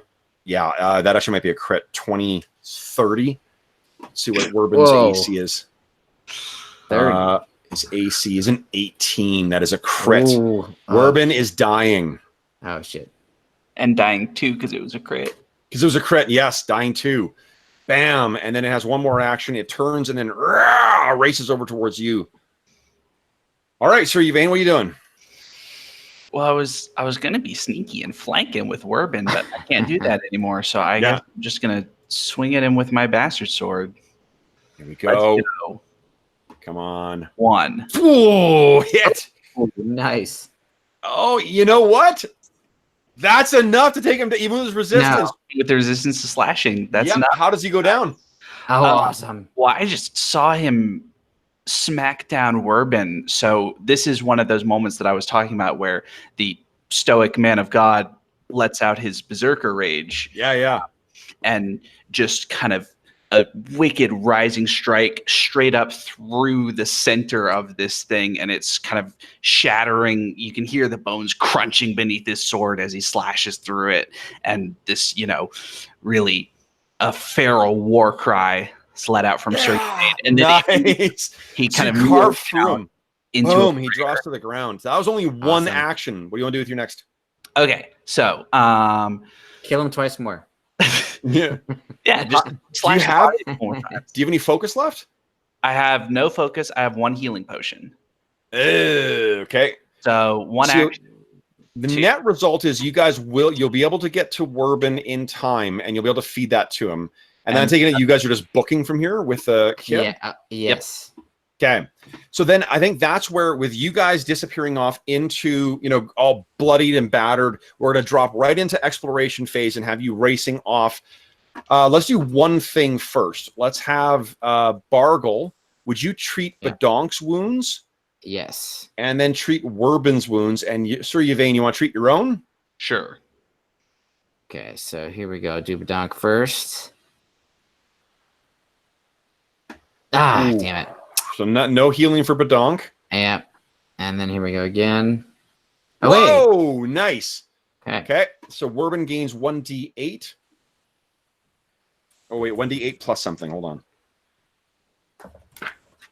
Medicine. Treat on me. 15 is a success. 2d8.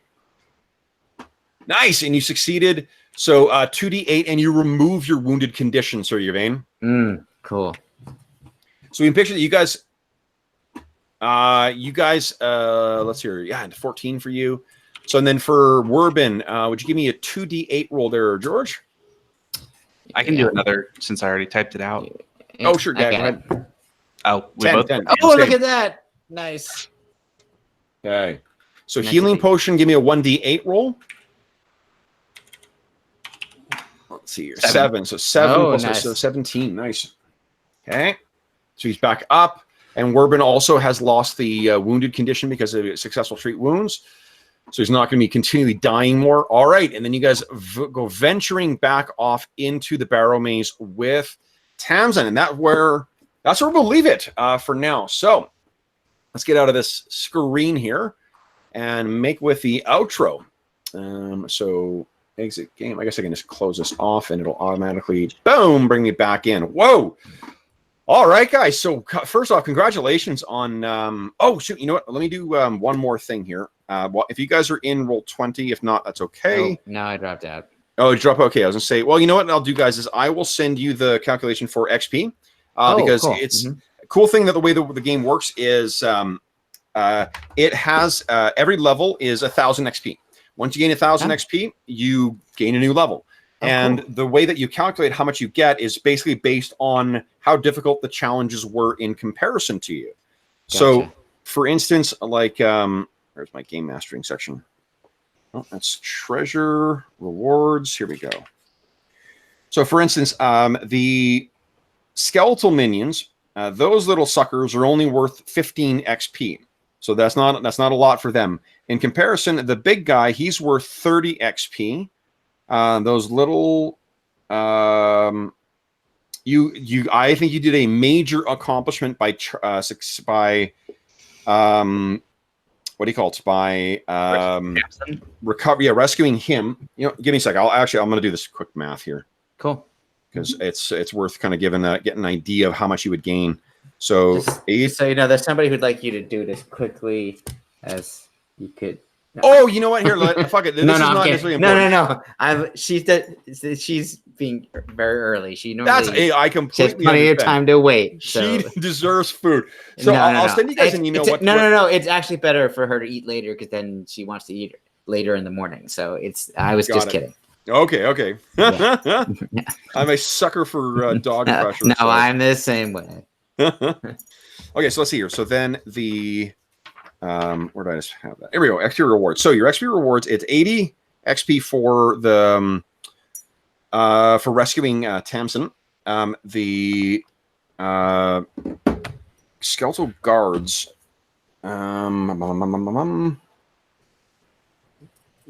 You guys are level 3. Okay, so they're actually only worth 10 each, and there was about 12 of them.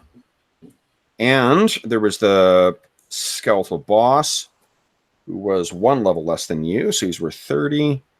And you guys faced that complex hazard that was the ice. Guys, oh, that's you cool. gain 290 XP. Wow. Yeah. Oh, no, hold on. Wait, I forgot someone. I forgot the little shit girls. You actually gain 330 XP. Wow, that's awesome. Yes, you're a third of a way to a new level. Yeah.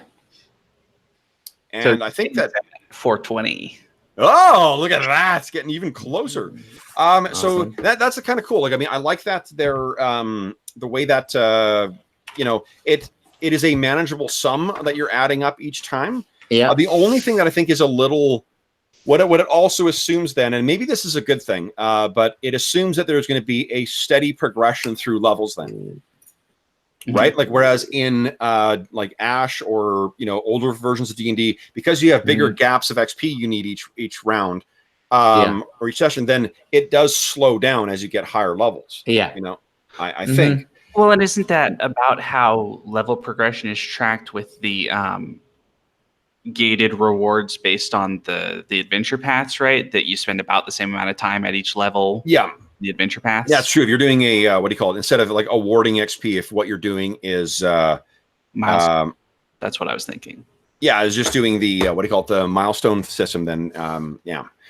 But yeah, okay. So that's Arlen. That is your second time playing Pathfinder Second Edition. George, your first. What are you guys thinking? I was very impressed. I was not a Pathfinder 1E fan. I mean, I liked a lot of the things about it, but it just wasn't like my go-to game at all. Yeah. So the changes are significant enough to make me. Well, I ordered it while they were playing. So pre-ordered it. So I think they did an awesome job. I have to say kudos to the designers on, like you said, Kev, kind of taking a step back and saying, hey, there's no sacred cows here. Like, we can look at every single element of the game and figure out a way to make it cool. And it wasn't just like, oh, and then we'll take this from this other game and that from that other game. Very unique ideas, super fun. I almost want, and I know you made a comment about this at some point previously in another session, but I would love to see them take Starfinder and incorporate all of this into, I know it's second edition after 1 year of the game being out or whatever, but I thought that's how much fun I thought it was, I guess is my point. Oh, which says a lot. Yeah. I'm just only because I'm enjoying Starfinder so much right now that I don't want. No, exactly. That's why I remember you saying that, and I totally agree with you. But you know what? I'm just saying that's how much I liked it. I agree with you though. Like, that's only because I don't want to have a new edition. This is like, I have so much fun running this. Yeah. The monsters feel like the encounters.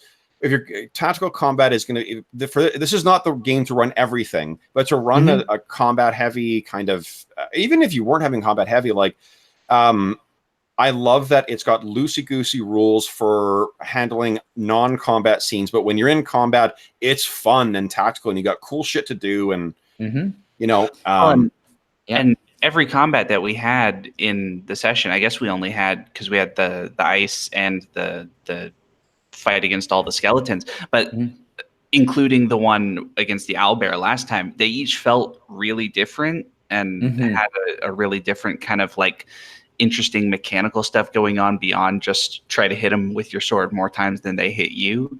It was really cool. And not just mechanical, like, even though there were mechanics to it, it felt like it was part of the story. Yeah, it felt like it was part of the story. But specifically, I mentioned mechanical because I really liked that it was mechanical without ever getting bogged down the way that Pathfinder 1 seemed to when we played it. That, you know, having those, you know, all swimming checks are just athletics, and it's, you know, trying to get your head up out of the water and then trying to get waist up and then trying to climb out from the ice was simple enough to be really kind of manageable, but it still felt like, I mean, we talked about like Badonk without a lot of strength, his athletics was in serious trouble compared to Sir Yvain. Yeah. No, I totally agree. That was a level 5 challenge too. So it was substantially higher than what you guys were. That's why it was such a threat.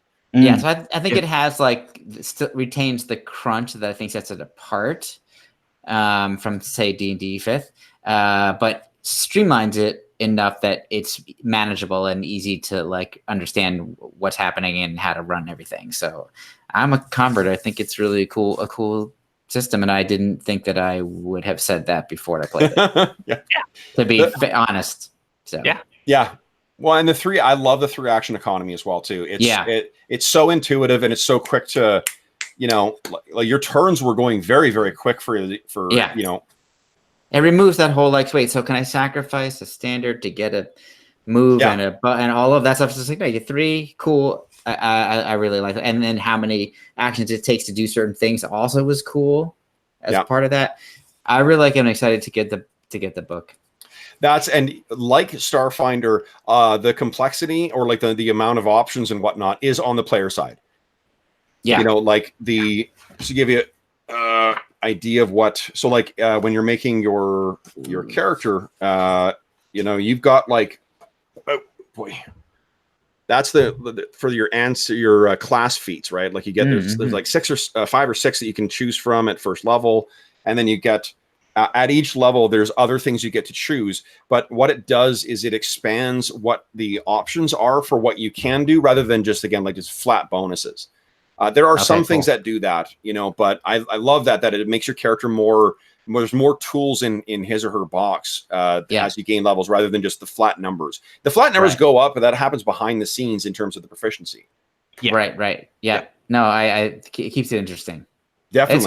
It's cool. I would definitely play it again. Excellent. For sure. So I think there's a pretty darn good chance that we're going on. That doesn't surprise me. We went an hour overtime last time and 30 minutes overtime this time. That Kev's enjoying running this game. I'm down when you know what it's cool too is I think the thing I will be neat too is designing set piece encounters with this, because of the kind of the neat, like that the drowning with the zombies inside, that's felt very set piece, and that was some of the stuff I really enjoyed designing when I ran 4th. Yeah, agreed. That was my favorite part of 4th edition. Yeah. So cool. All right, then. Awesome. Well, listen, guys, we've run way the fuck over time, and there is a very hungry pup. So I will say, for those listening at home, thanks so much for joining us for session 2 of the Back to the Barrowmaze campaign. As always, if you have any comments, questions, or concerns regarding the session or regarding the game, please don't hesitate to leave a comment in the comment section below, and we will endeavor to reply in a timely fashion. Alternatively, you can also reach me on Twitter at Dungeon Musings, or you can reach me by email, and my email address is dungeonmusings@gmail.com. What else? There's also a link in the description of this video to something called Heroes Save Villages. That is the charity fundraising campaign that we run on the channel. If you enjoyed the session, we don't monetize the channel in any way. We don't run ads. We don't run a Patreon. If you are inclined to throw dollars the way of the channel, I'd ask that you consider clicking through and learning more about the charity or the charity initiative, which benefits SOS Children's Villages International, a really terrific charity that provides services for orphan and abandoned children in over 130 countries, providing those services for over 80,000 children. It's a really terrific charity, and any donations go directly to help them in helping the children that benefit from their services. Last but not least, I want to thank my players. Jeff is unfortunately not here anymore, so he will not hear this, but Arlen and George, thanks so much for returning, playing some Pathfinder 2nd Edition with me. This was...